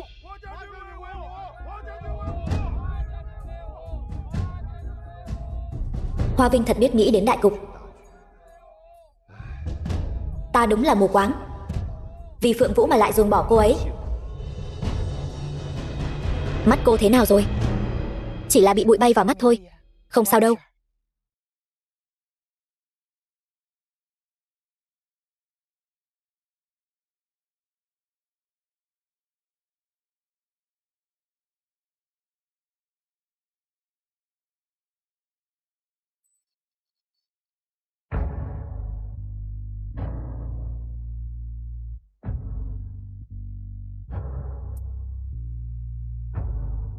Đa tạ Thái tử điện hạ. Thái tử lo lắng cho Hoa Vinh như vậy, chẳng lẽ là thích cô ấy sao?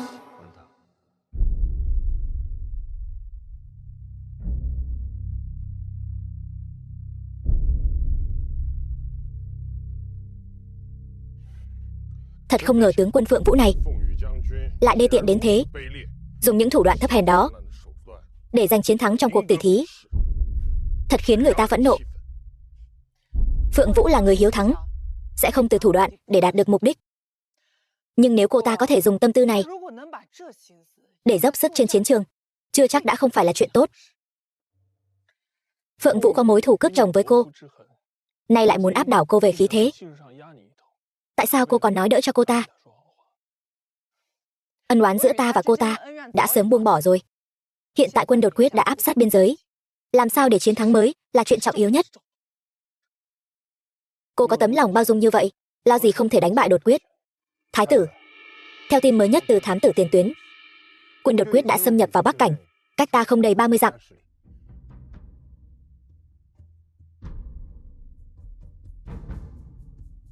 Đại quân đột quyết áp sát biên giới, xem ra một trận đại chiến là không thể tránh khỏi. Binh tới tướng chặn, nước tới đất ngăn. Lần này, chúng ta nhất định phải đánh đuổi chúng ra khỏi Bắc Cảnh, trả lại sự bình yên cho bách tính.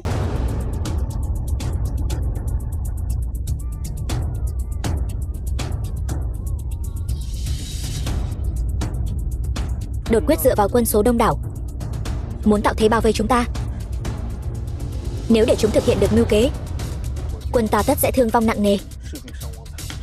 Ta có cách giải quyết tình thế cấp bách hiện nay. Hai người lập tức dẫn quân Nhử quân đột quyết tiến vào phía đông. Ta sẽ để Như tướng quân phối hợp cùng hai người vây hãm quân đột quyết. Còn cô thì sao? Ta sẽ dẫn quân đánh thẳng vào đại doanh đột quyết, cho chúng trở tay không kịp. Rất tốt. Vậy cứ làm theo lời Hoa tướng quân. Các người ai làm việc nấy, ta sẽ tăng viện quân cho các ngươi. Rõ. Trước đây ta chưa từng phát hiện cô ấy lại gan dạ như vậy. Vì Phượng Vũ mà từ bỏ Hoa Vinh, ta đúng là mù mắt rồi.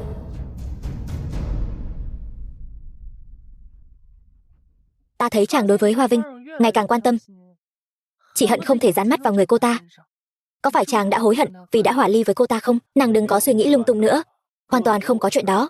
Ta chỉ muốn thắng tốt trận này. Chàng không cần giấu ta. Ánh mắt của chàng không biết nói dối đâu.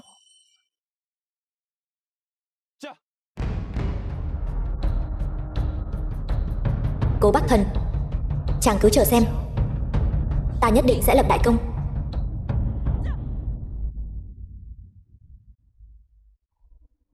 Thanh bảo kiếm này là do phụ hoàng ban tặng cho ta, sắc bén vô cùng. Nay ta ban nó cho cô, giúp cô ra trận diệt địch. Hoa Vinh nhất định không phụ trọng trách thái tử giao phó.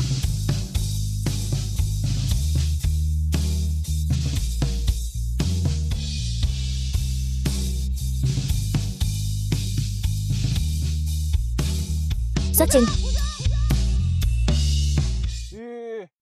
Nàng định làm gì? Ta muốn đột kích doanh trại địch. Hoa Vinh đã sớm bày bố phòng thủ rồi. Nàng làm vậy chỉ khiến mọi kế hoạch bị xáo trộn, hậu quả khó mà lường trước được. Chàng đừng có mà nói lời dọa dẫm. Dựa vào cái gì mà Hoa Vinh có thể đột kích doanh trại địch, còn ta thì không? Cô ta vì muốn đoạt quân công nên đã cố tình điều chúng ta đi. Ta nhất quyết không để âm mưu của cô ta thành công. Nàng vi phạm quân lệnh sẽ bị quân Pháp xử lý đấy. Tướng đã ra trận, có thể không nghe theo mệnh lệnh. Quân công này ta nhất định phải giành được. Các người theo ta, cơ hội lập công danh tới rồi.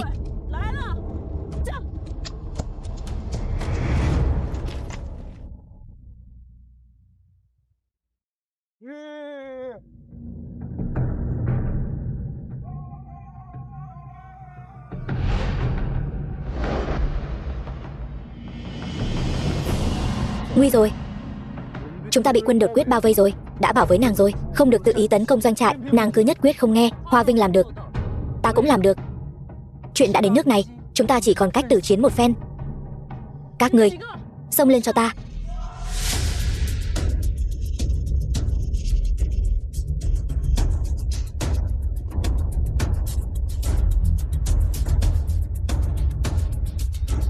Chúng đông thế này, chúng ta căn bản không có cơ hội. Bây giờ phải rút lui thôi. Mới mất mát bao nhiêu người mà chàng đã vội bỏ cuộc rồi.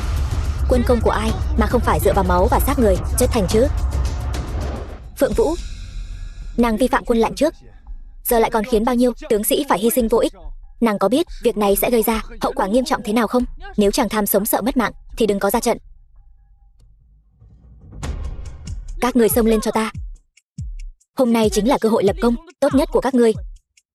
Chỉ cần thắng trận này, con cháu đời sau của các ngươi đều sẽ tự hào vì các ngươi.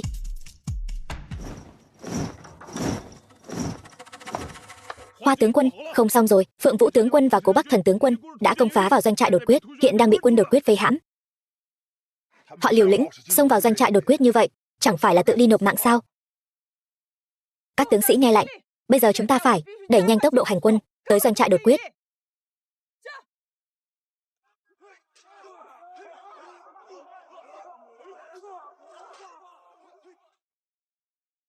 The film was translated and narrated by Bắt sống bọn họ. Media.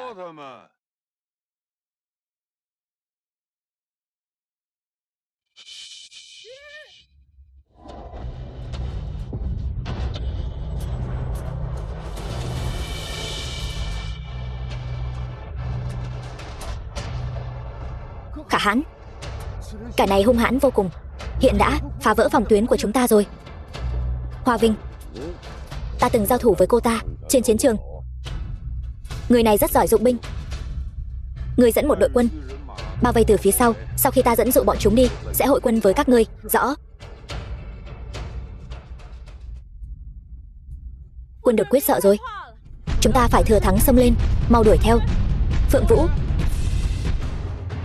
quân địch đã cùng đường chớ đuổi theo, kẻo rơi vào bẫy của chúng. Phượng Vũ đuổi theo quân đột quyết rồi, e là bây giờ đã rơi vào tình thế nguy hiểm, phải lập tức phái người đi cứu cô ấy thôi. Cố tướng quân, tình hình phía trước không rõ ràng, nhỡ đâu có mai phục của quân đột quyết, chúng ta nhất định sẽ bị địch đánh cả trước lẫn sau. Ta không thể lấy tính mạng của các tướng sĩ ra để cược được. Hoa tướng quân, quân đột quyết lại tràn lên rồi. Lấy mạng.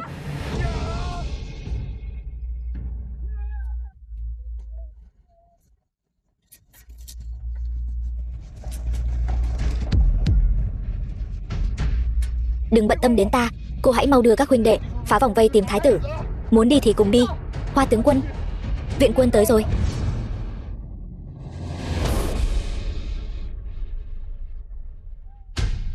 Ngươi dẫn các tướng sĩ xông lên trước đi, để ta chặn hậu.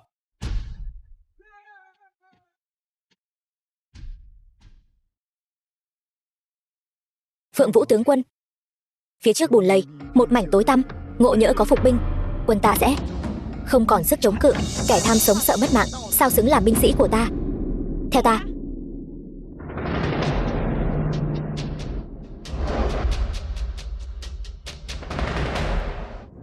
Mau chịu trói đi, nếu không các ngươi sẽ mất mạng không chỗ chôn thân. Rút, mau rút.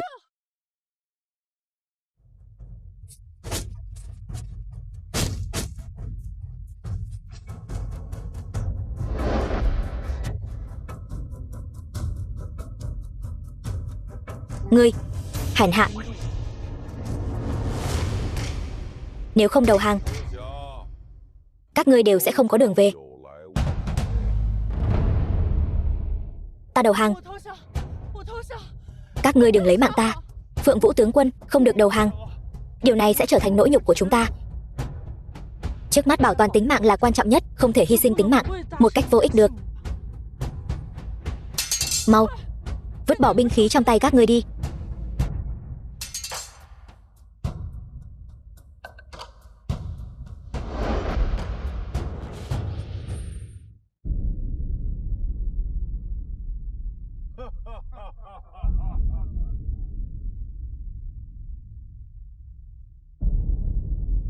The film was translated and Nghe nói narrated by ngươi còn là nữ Media. tướng số 1. Cũng chỉ đến thế mà thôi. Khả hãn, người đàn bà này ta biết, cô ta vì đoạt quân công đã ép bách tính của chúng ta giả trang thành binh lính, tàn sát bộ lạc của chúng ta. Cha mẹ ta đều bị cô ta lấy mạng. Hóa ra là ngươi đã hại mất mạng bao nhiêu người của bọn ta. Trời cao có mắt, để ta bắt được ngươi rồi. Ta muốn ngươi sống không bằng mất mạng. Sao cô có thể đầu hàng? Cô có biết điều này đối với chúng ta là nỗi nhục nhã lớn đến mức nào không? Cô vì bảo toàn tính mạng của bản thân mà không tiếc hy sinh tính mạng người khác. Chẳng lẽ mạng của họ không phải là mạng sao? Trên chiến trường, đao kiếm vô tình. Ta thân là thống soái, bảo toàn tính mạng của mình thì có gì sai? Nếu không phải là ta, ngươi đã sớm mất mạng rồi. Bọn ta thà hy sinh còn hơn sống nhục. Đủ rồi. Mọi người đều là những kẻ cùng hội cùng thuyền. Chẳng lẽ ta muốn làm tù binh của đột quyết sao?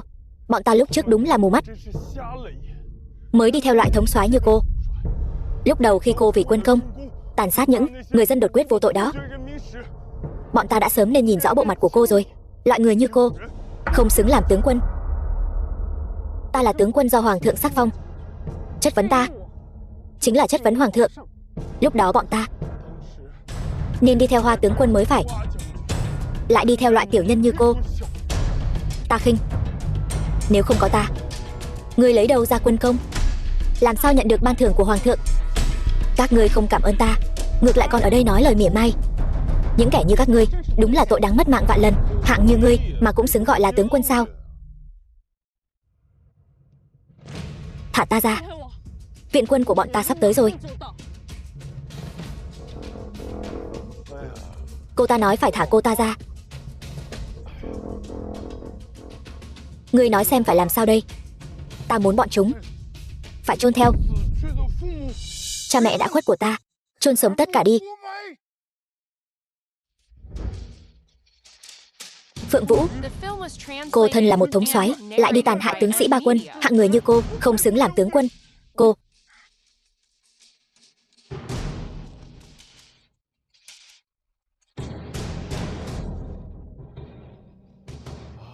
tên gì nhỉ? Phượng Vũ. Ngươi nói xem, ta nên trừng phạt ngươi thế nào đây? Xin ngươi tha cho ta một mạng, bảo ta làm gì cũng được.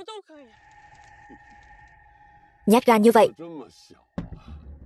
So với Hoa Vinh tướng quân, đúng là một trời một vực.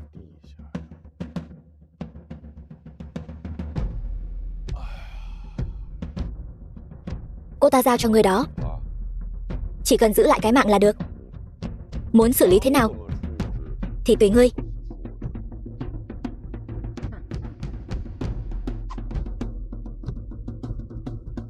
Ngươi vì tham công lạm sát người vô tội, ta phải thay cha mẹ và tộc nhân đã khuất báo thù rửa hận. Ngươi muốn làm gì? Ta cầu xin ngươi tha cho ta đi. Tha cho ngươi. Ta muốn ngươi sống không bằng mất mạng.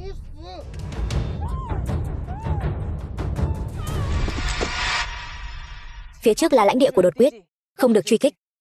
Phượng Vũ đang dẫn binh bao vây Đột Quyết, đến nay an nguy chưa rõ, cô không thể làm ngơ. Phía trước là biên giới Đột Quyết, một khi đặt chân vào, Đột Quyết nhất định sẽ lấy đó làm cớ khơi mào đại chiến hai nước. Hơn nữa địa thế phía trước hiểm ác, lỡ như có mai phục của Đột Quyết, toàn quân ta chắc chắn sẽ bị tiêu diệt. Ta không thể mặc kệ tính mạng của các tướng sĩ. Ta thấy cô chính là ghen ghét Phượng Vũ, nên cố ý không cứu. Hoa tướng quân cân nhắc vì đại cục, cân nhắc cho các tướng sĩ, sao có thể có chút tư tâm nào? Các ngươi trái lệnh quân, tự ý hành động, xông vào doanh trại địch, đã hại mất mạng bao nhiêu người rồi. Đừng lấy lòng dạ hẹp hòi của ngươi ra mà nghi kỵ cô ấy. Cân nhắc cho tướng sĩ. Chẳng lẽ Phượng Vũ không phải người của chúng ta sao? Cô ấy hiện đang dẫn binh bao vây Đột Quyết, chẳng lẽ không phải đang xông pha trận mạc sao? Ta thấy cô chính là lấy việc công trả thù riêng. Cố Bắc Thần, ta không thèm có bất kỳ quan hệ nào với các ngươi. Các ngươi không đáng để ta phải ra tay. Ta chỉ quan tâm đến tính mạng của các tướng sĩ thôi.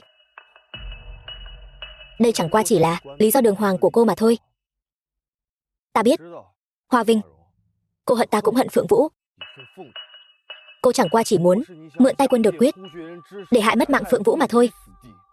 Lòng dạ cô thật độc ác. Cố Bắc Thần, ngươi xem Hoa tướng quân là hạng người gì vậy? Ngươi muốn để hàng vạn tướng sĩ phải bồi táng cho Phượng Vũ sao? Các ngươi đã hại mất mạng hàng vạn tướng sĩ rồi, còn muốn để mạng của bọn ta cũng phải bỏ lại đây sao? Ngươi là cái thá gì mà cũng xứng nói chuyện với ta? Cút ngay. Ta gọi ngươi một tiếng Cố tướng quân, đừng có không biết mình nặng nhẹ thế nào. Cái chút võ công đó của ngươi còn chẳng bằng một binh lính trong quân của ta.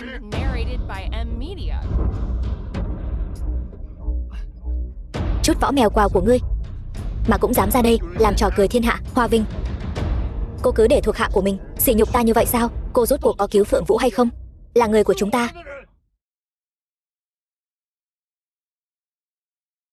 Hoa tướng quân, các huynh đệ của chúng ta đều bị người Đột Quyết chôn sống cả rồi. Rốt cuộc đã xảy ra chuyện gì? Phượng Vũ không màng tính mạng của chúng tôi, nhất quyết đòi truy kích quân Đột Quyết. Kết quả là chúng phải quỷ kế của chúng. Rất nhiều huynh đệ đều đã bỏ mạng trong tay quân Đột Quyết.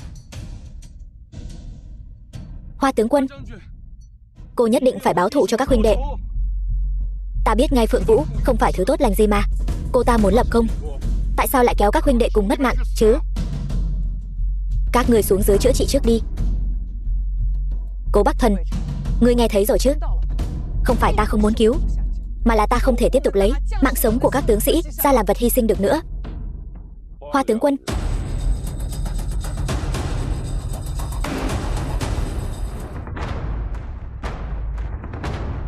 Người sát hại tướng sĩ của ta, quấy nhiễu con dân Bắc Cảnh. Ta với ngươi không đội trời chung. Hoa tướng quân, ta ngưỡng mộ sự dũng mãnh của ngươi. Ta sẵn sàng chung sống hòa bình với các ngươi. Từ nay về sau không bước chân vào Bắc Cảnh nữa. Muốn chung sống hòa bình, phải giao Phượng Vũ ra đây trước đã.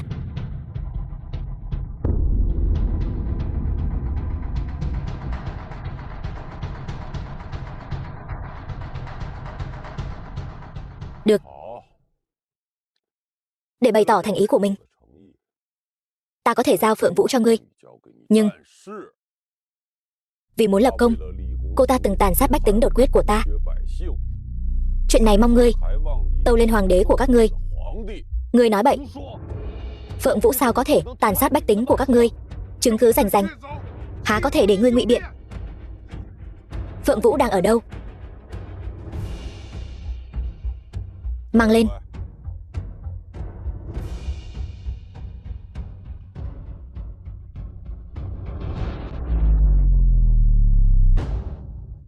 Rút quân về doanh trại.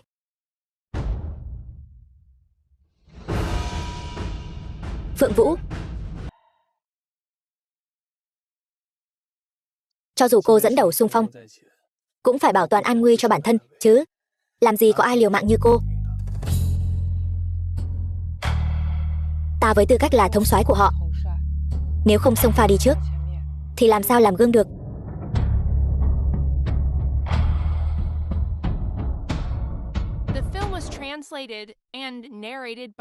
Không ngờ Phượng Vũ vì quân công mà lại tàn sát bách tính đột quyết.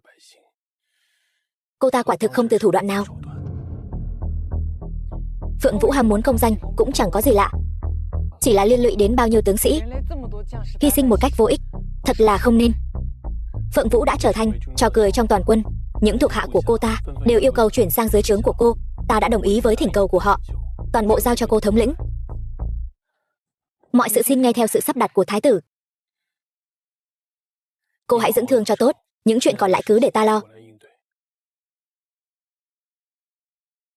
Lỗ tướng quân, chăm sóc tốt cho Hoa tướng quân. Trước khi vết thương của cô ấy lành hẳn, không được phép xảy ra sai sót nào, nếu không ta sẽ hỏi tội ngươi. Rõ, thái tử điện hạ.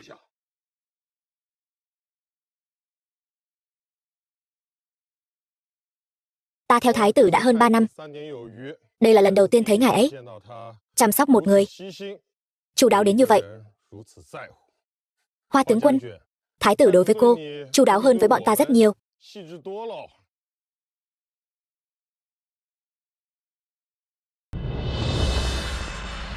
Nhi thần bái kiến phụ hoàng. Hoàng nhi, mau đứng dậy đi. Lần này Hoàng nhi xuất chinh bình định Bắc Cảnh, lại ký kết hiệp ước hòa bình với đột quyết. Thật sự là lập được công lao lớn.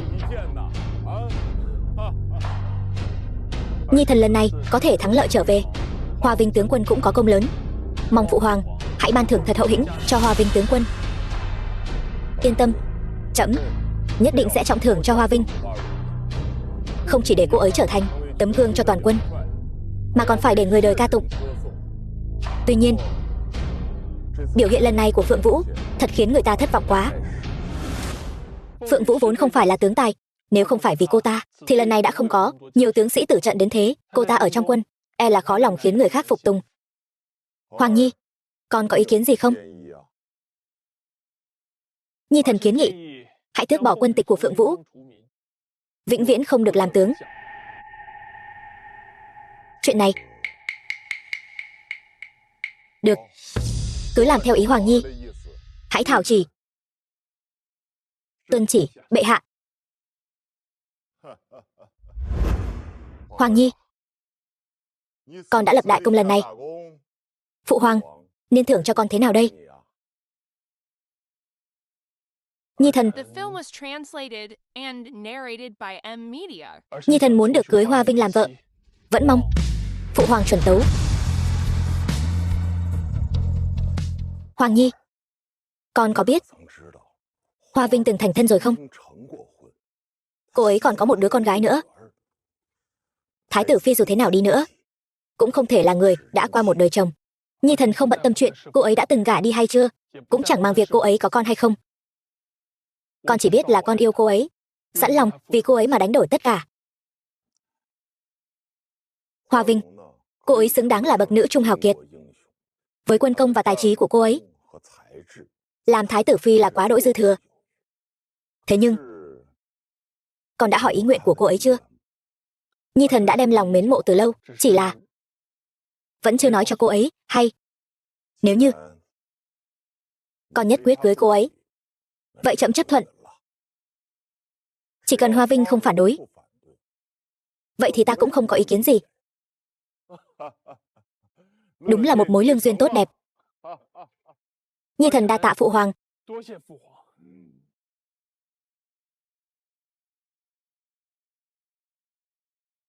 Công công, thánh chỉ này là khen thưởng dành cho bắc thần nhà ta và Phượng Vũ phải không? To gan, đây là thánh chỉ hoàng thượng ban cho tướng quân Hoa Vinh. Có liên quan gì đến các ngươi? Cút đi cho ta, đừng cản đường công công ta. Đi báo tin mừng cho tướng quân Hoa Vinh.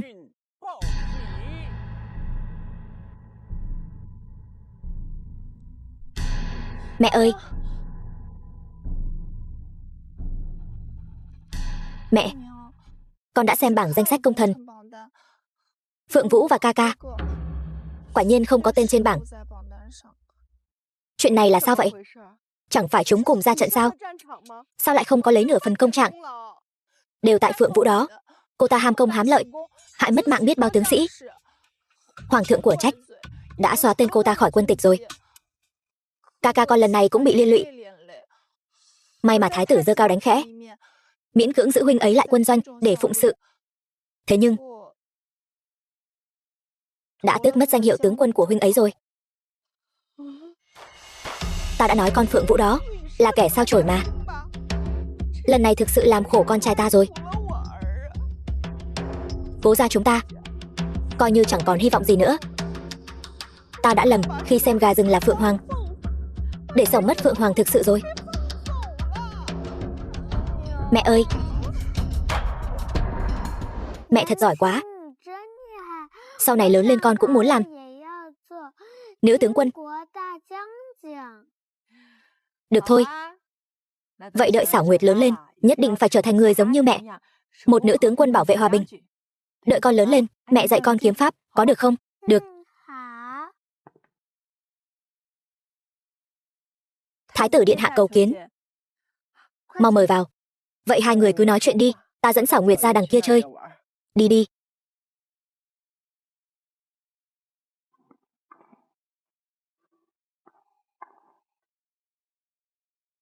Tham kiến thái tử điện hạ. Miễn lễ. Người đẹp tựa hoa. Ai có thể ngờ nàng lại là nữ tướng sắt đá trên chiến trường. Hoa Vinh, gặp được nàng là phúc phận của ta. Thái tử điện hạ quá khen rồi. Hôm nay ta đến đây là có một chuyện muốn thông báo với nàng. Thái tử xin cứ nói, ta đã tâu xin bệ hạ sắc phong nàng làm thái tử phi. Chuyện này, thái tử là người kế vị, là bậc quân vương tương lai. Ta chỉ là một nữ tử xuất thân bình thường. Hơn nữa, ta từng gả chồng từng sinh con, vốn dĩ không phải là người xứng đáng với thái tử. Ai nói từng gả chồng, từng sinh con thì không thể làm thái tử phi. Ngoài nàng ra, không ai có thể lọt vào mắt ta. Nhưng mà, không có nhưng nhị gì cả. Người mà bản thái tử đã định, tuyệt đối sẽ không dễ dàng từ bỏ. Hoa Vinh, tình cảm là chuyện giữa ta và nàng, hà tất phải để tâm đến ánh mắt người đời. Chẳng lẽ trong lòng nàng không có ta sao? Ta không phải cỏ cây, sao có thể không biết tình cảm của ngài? Chỉ là thân phận địa vị của ta và ngài quá cách biệt. Không, ta không thể để ngài vì ta mà phải chịu sự chỉ trích của người đời. Nàng chỉ cần nói cho ta biết nàng có nguyện ý làm vợ ta hay không. Những chuyện khác bản thái tử tự sẽ xử lý. Tình yêu mà cả đời ta tìm kiếm chẳng qua chỉ là hai người yêu nhau suốt kiếp, không chấp nhận việc chia sẻ phu quân với người khác. Hơn nữa, thái tử sau này khó tránh khỏi việc nạp trác phi. Sẽ không đâu.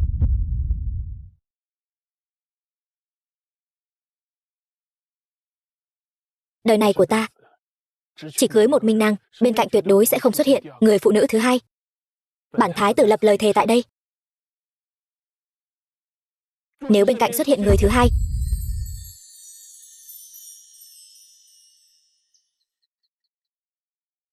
đừng nói bậy.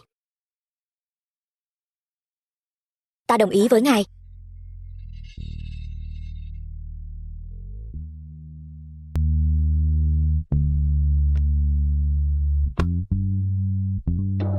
Tốt quá rồi. Thái tử điện hạ cầu hôn mẹ rồi. Phải đó. Ta không phải cố ý lén nhìn đâu. Ta chỉ vui mừng vì chuyện hôn sự của mẹ tiểu thư thôi. Ta cũng vậy.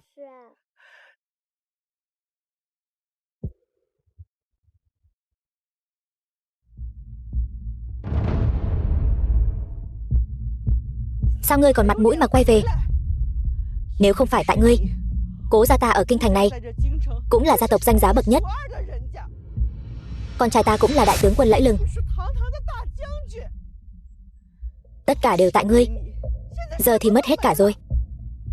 Đều tại đồ sao chổi nhà ngươi.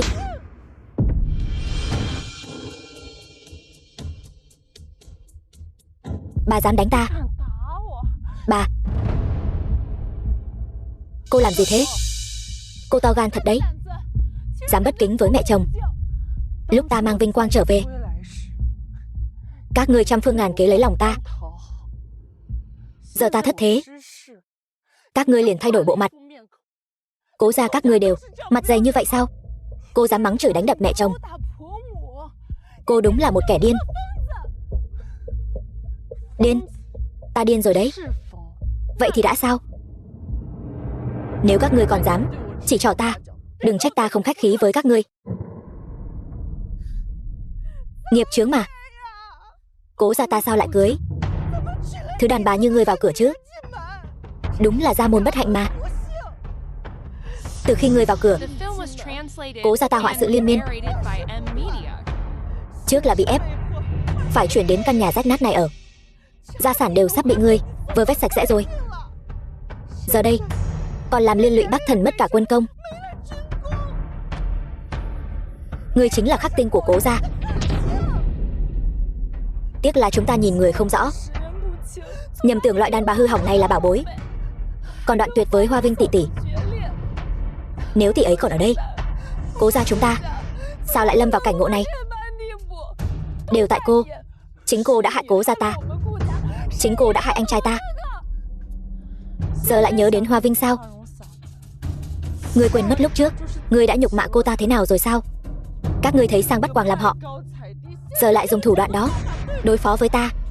Các ngươi đúng là một lũ tiểu nhân. Câm miệng cho ta.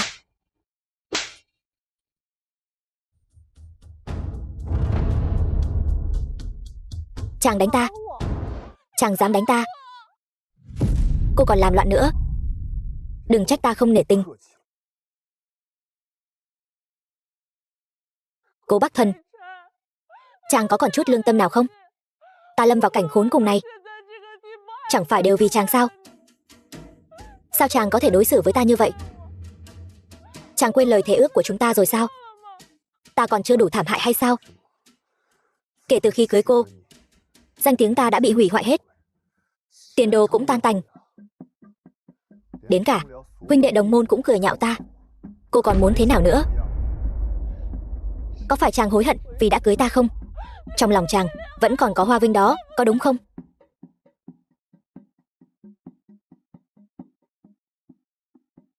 Ta từng có một gia đình hạnh phúc nhất thế gian. Vợ hiền thục, con ngoan ngoãn. Chỉ vì bị cô che mờ mắt mới vứt bỏ gia đình ấm êm nhất. và người thật lòng đối tốt với ta. Cô chính là nghiệp chướng mà ông trời giáng xuống cho ta, là cơn ác mộng của ta. Đáng tiếc đã muộn rồi. Chàng và Hoa Vinh tuyệt đối không còn khả năng nào nữa. Những điều này đều do một tay cô gây ra. Tốt nhất cô hãy giữ quy củ cho ta, bằng không thì cút khỏi Cố gia ngay.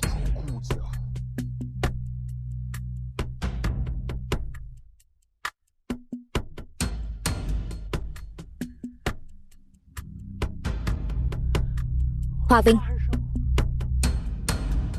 ta lâm vào cảnh ngộ ngày hôm nay đều là do một tay ngươi ban tặng.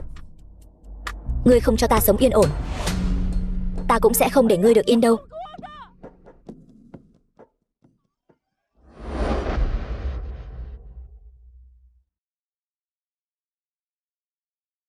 Hoa Vinh, ngươi cút ra đây cho ta. Đừng trốn trong đó không dám gặp người. Hoa Vinh, cô ta không phải là Phượng Vũ tướng quân, The film was bị người đột quyết bắt đi sao? translated and narrated by M Media. Cô ta cũng xứng làm tướng quân sao?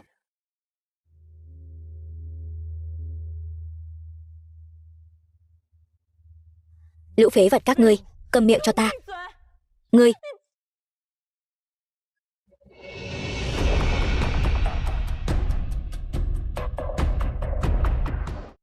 Hoa Vinh, cuối cùng ngươi cũng chịu xuất hiện rồi.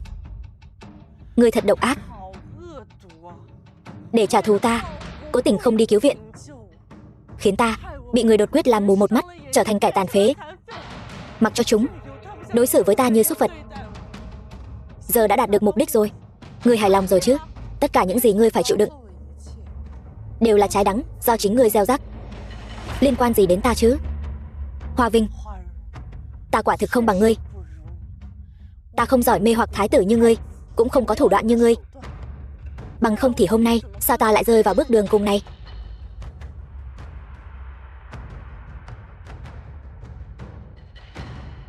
Hoa tướng quân, anh dũng vô địch trong lòng các ngươi, thực chất chỉ là một kẻ tiểu nhân đê tiện.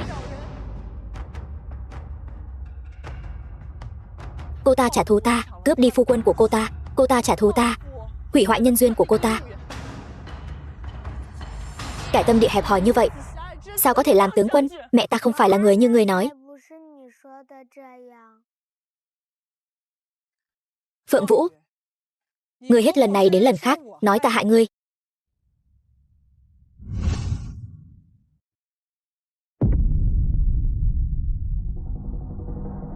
Vậy những người này lại là vì ai mà mất mạng? Hoa Vinh, ngươi cầm một linh vị trống không, định dọa ai vậy? Ta đây là kẻ đã bỏ ra từ đống xác người, không sợ hãi bất cứ điều gì. Ngươi nhìn cho kỹ đây. Đây là anh linh của 13.000 tướng sĩ đã bị người hại mất mạng. Lúc đó ngươi phớt lờ quân lệnh, khăng khăng làm theo ý mình, đẩy họ vào chốn hiểm nguy. Lại là ai? Vì muốn lập quân công, đã hại họ trở thành tù binh, cuối cùng phải mất mạng thảm. Không phải ta, chẳng liên quan gì đến ta. Họ vì ngươi mà mất mạng. Chẳng lẽ ngươi không nên nói một lời xin lỗi sao? Nói xin lỗi. Huynh trưởng của ta cũng vì ngươi mà bỏ mạng ở Bắc Cảnh. Ngươi trả lại huynh trưởng cho ta. Tất cả đều là tại ngươi. Phu quân của ta vĩnh viễn không trở về được nữa. Đồ tai tinh nhà ngươi, ngươi mất mạng đi. Đi mất mạng đi.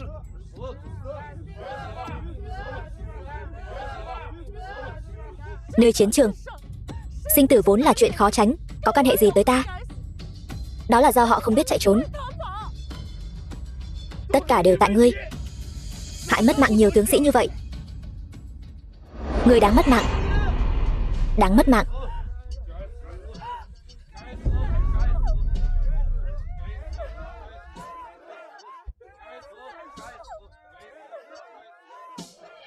Hoa Vinh, ta trả Cố Bắc Thần lại cho ngươi. Ngươi bảo họ đừng làm hại ta, được không? Sự đã đến nước này, ngươi vẫn tưởng ta vì Chuyện nam nữ mà chút giận lên ngươi sao? Cố Bắc Thần trong mắt ngươi là báu vật, nhưng trong mắt ta hắn chẳng khác nào cỏ rác. Kể từ ngày hòa ly, ta và hắn đã là người dưng nước lã. Ta sẽ không còn quan tâm đến bất cứ chuyện gì của hắn nữa. Mọi việc ta làm đều là vì các tướng sĩ sau lưng ta và người nhà của họ. Năm đó vì muốn lập quân công, ngươi đã lấy mạng bách tính đột quyết, mạo danh quân đột quyết, mới gieo xuống nhân quả hôm nay.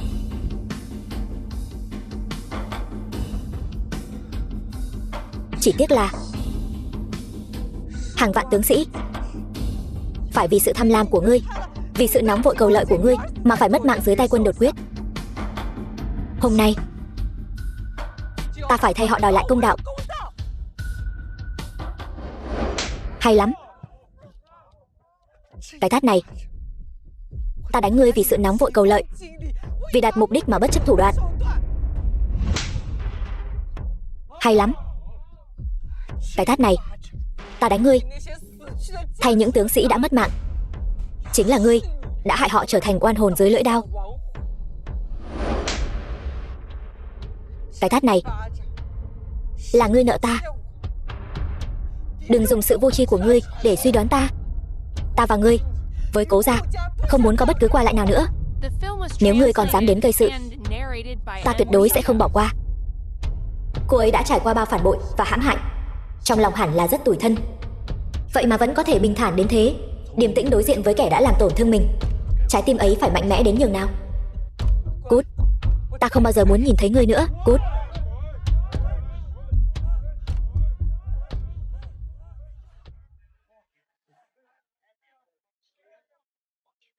Sau này nàng không cần phải nhẫn nhịn nữa.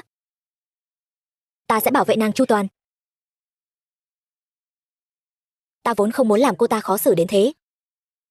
Chỉ tiếc là cô ta cứ ép người quá đáng. Ta thực sự đã không thể nhẫn nhịn được nữa.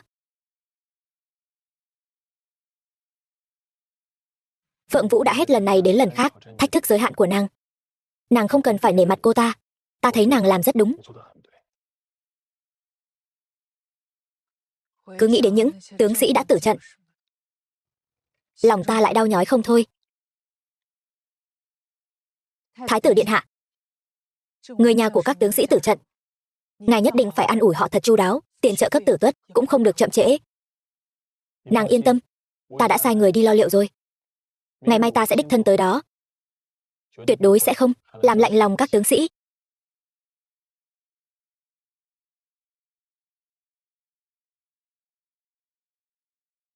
Tiểu thư, quý phi nương nương sai người đưa tới một tấm thiệp mời. Ngày mai mở tiệc thưởng hoa, mời cô vào cung thưởng hoa.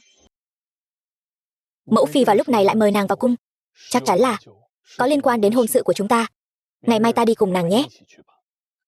Ngày mai chàng còn phải phát tiền trợ cấp cho gia quyến các tướng sĩ tử trận mà. Việc này vô cùng trọng đại, tuyệt đối không được chậm trễ.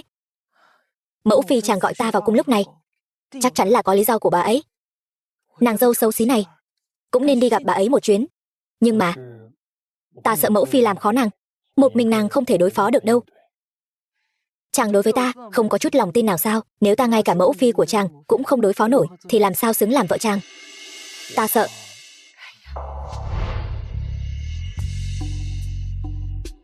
Chàng cứ yên tâm đi, một mình ta có thể ứng phó được.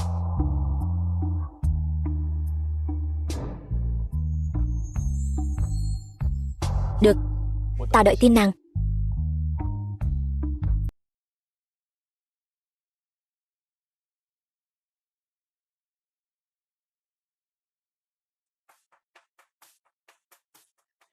Con vẫn còn tâm trí ngồi đây uống rượu sao? Con có biết Hoa Vinh sắp gả cho thái tử rồi không? Nhà chúng ta đúng là nhặt hạt vừng, đánh rơi quả dưa hấu rồi. Vì một con gà rừng mà đánh mất một con phượng hoàng, thật sự không đáng chút nào.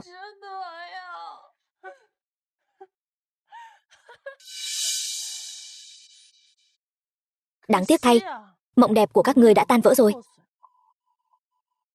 Loại người lòng lang dạ sói như các ngươi, từ nay về sau đừng hòng trèo cao được nữa. Hối hận rồi chứ gì. Cút ra ngoài. Ta không muốn nhìn thấy cô. Cố Bắc Thần, dạo này chàng cứ tránh mặt ta. Có phải chàng chán ghét ta rồi không? Trong lòng chàng, có phải vẫn còn nhớ đến Hoa Vinh không?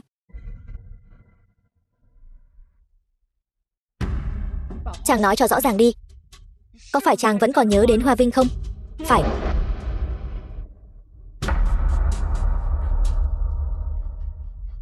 Ta hối hận vì đã cưới cô. Nếu có thể cho ta một cơ hội làm lại, ta thà rằng chưa từng quen biết cô. Kiếp này vĩnh viễn không gặp lại.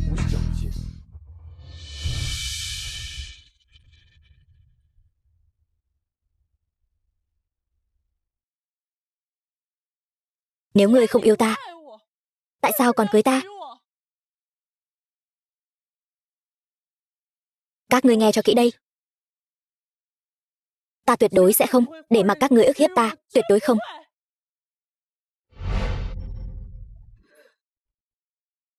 Nghiệp chướng mà. Rốt cuộc ta đã gây ra tội nghiệp gì mà rước về một sao chổi thế này? Ta... Mẹ ơi! Mẹ!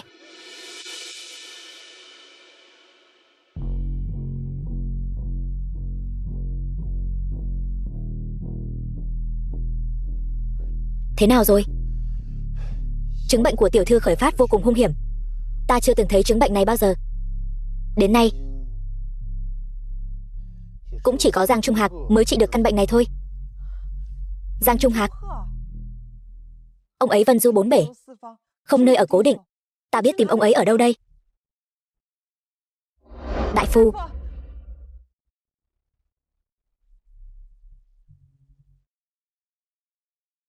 Thần y Giang Trung Hạc đến rồi.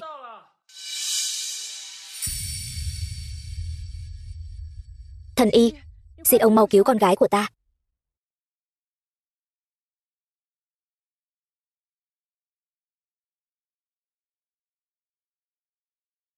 Chàng tìm được Giang thần y ở nơi nào vậy? Vì nàng, vì Xảo Nguyệt, dù có phải tìm khắp thiên hạ, ta cũng chẳng tiếc công.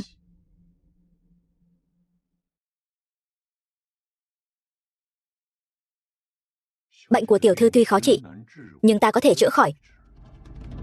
Ta đi kê đơn thuốc đây. Trong vòng 3 ngày nhất định sẽ khỏi. Đa tạ thần y. Xảo Nguyệt cứ sốt cao mãi không lui. Nếu không có Giang thần y, ta thực sự không biết phải làm sao cho phải. Đa tạ chàng. Nàng không cần khách sáo với ta. Ta và nàng sắp kết thành phu thê. Con của nàng cũng chính là con của ta. Ta sẽ coi Xảo Nguyệt như con ruột của mình.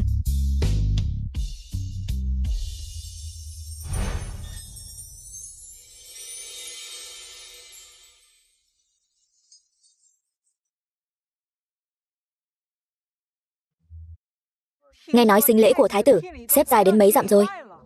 Chưa từng thấy nhiều sính lễ đến thế. Hôm nay đúng là được mở mang tầm mắt. Thái tử đối với cô nương quả thực thâm tình sâu nặng. Tuy sính lễ này có lược bớt đôi chút, nhưng vẫn nhiều không đếm xuể. Chỉ riêng danh sách quà tặng thôi đã dày cả một tập rồi. Ta và thái tử vốn không muốn phô trương lãng phí, nhưng vì hoàng thượng và chân quý phi ban thưởng quá nhiều, cộng thêm lễ vật chúc mừng của các vị đại nhân, muốn từ chối cũng chẳng có lý do, đành phải như vậy thôi.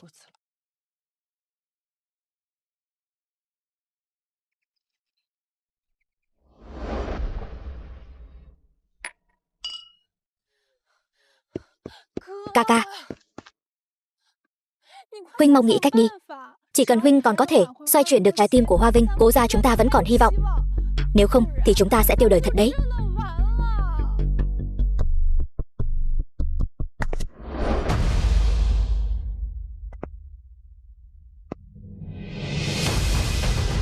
Xoay chuyển?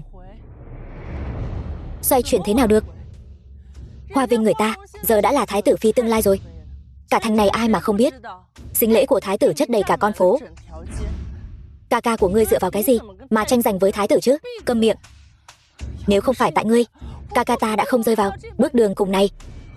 Cố gia ta cũng sẽ không mất đi tất cả. Đó là các ngươi tự chuốc lấy. Liên quan gì đến ta chứ? Đáng tiếc thay, giờ hối hận cũng đã muộn rồi. Trong lòng cô ấy Giờ đây ngươi chẳng là gì cả. Cô ấy khinh bỉ ngươi từ tận đáy lòng. Ngay cả liếc nhìn ngươi một cái cũng thấy chướng mắt. Câm miệng.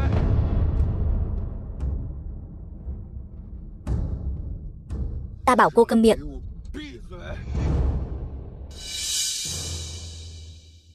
Vợ cũ của ngươi sắp trở thành thái tử phi, sau này còn là mẫu nghi thiên hạ. Hối hận rồi chứ gì. Cô ấy là mây trên trời, ngươi chỉ là bùn dưới đất. Ngươi vốn dĩ không xứng với cô ấy. Cưới cô ấy là việc may mắn nhất đời này của ngươi. Cút ra ngoài. Từ nay về sau, ta và cô ân đoạn nghĩa tuyệt. Cố Bắc Thần,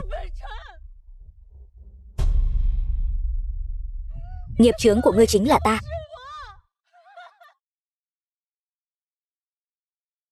Mẹ ơi, mẹ thực sự muốn gả cho thái tử điện hạ sao?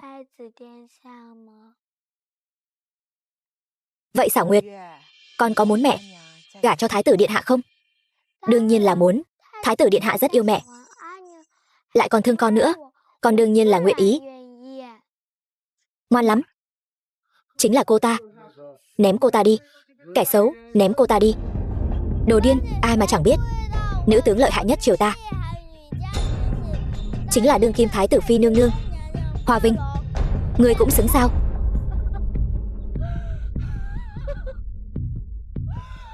Hoa Vinh, tiện nhân, ngươi hại ta thê thảm quá.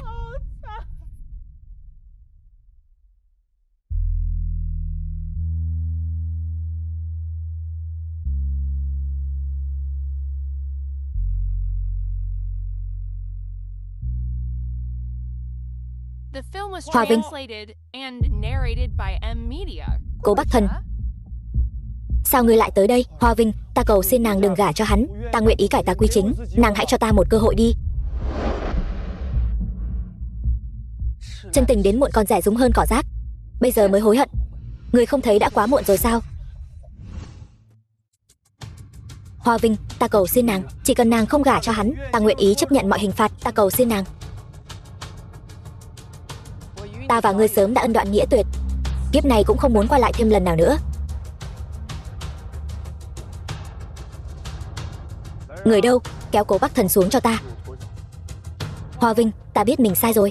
Nàng cho ta thêm một cơ hội đi. Nàng đừng gả cho hắn.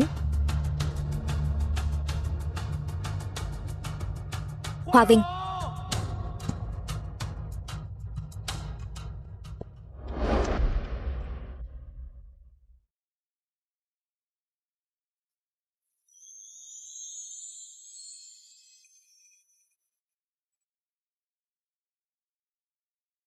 Nàng có biết không? Kể từ khi biết nàng là thân phận nữ nhi, trong lòng ta chỉ tơ tưởng một mình nàng. Có thể cưới nàng làm vợ, cuộc đời này của ta cũng coi như viên mãn.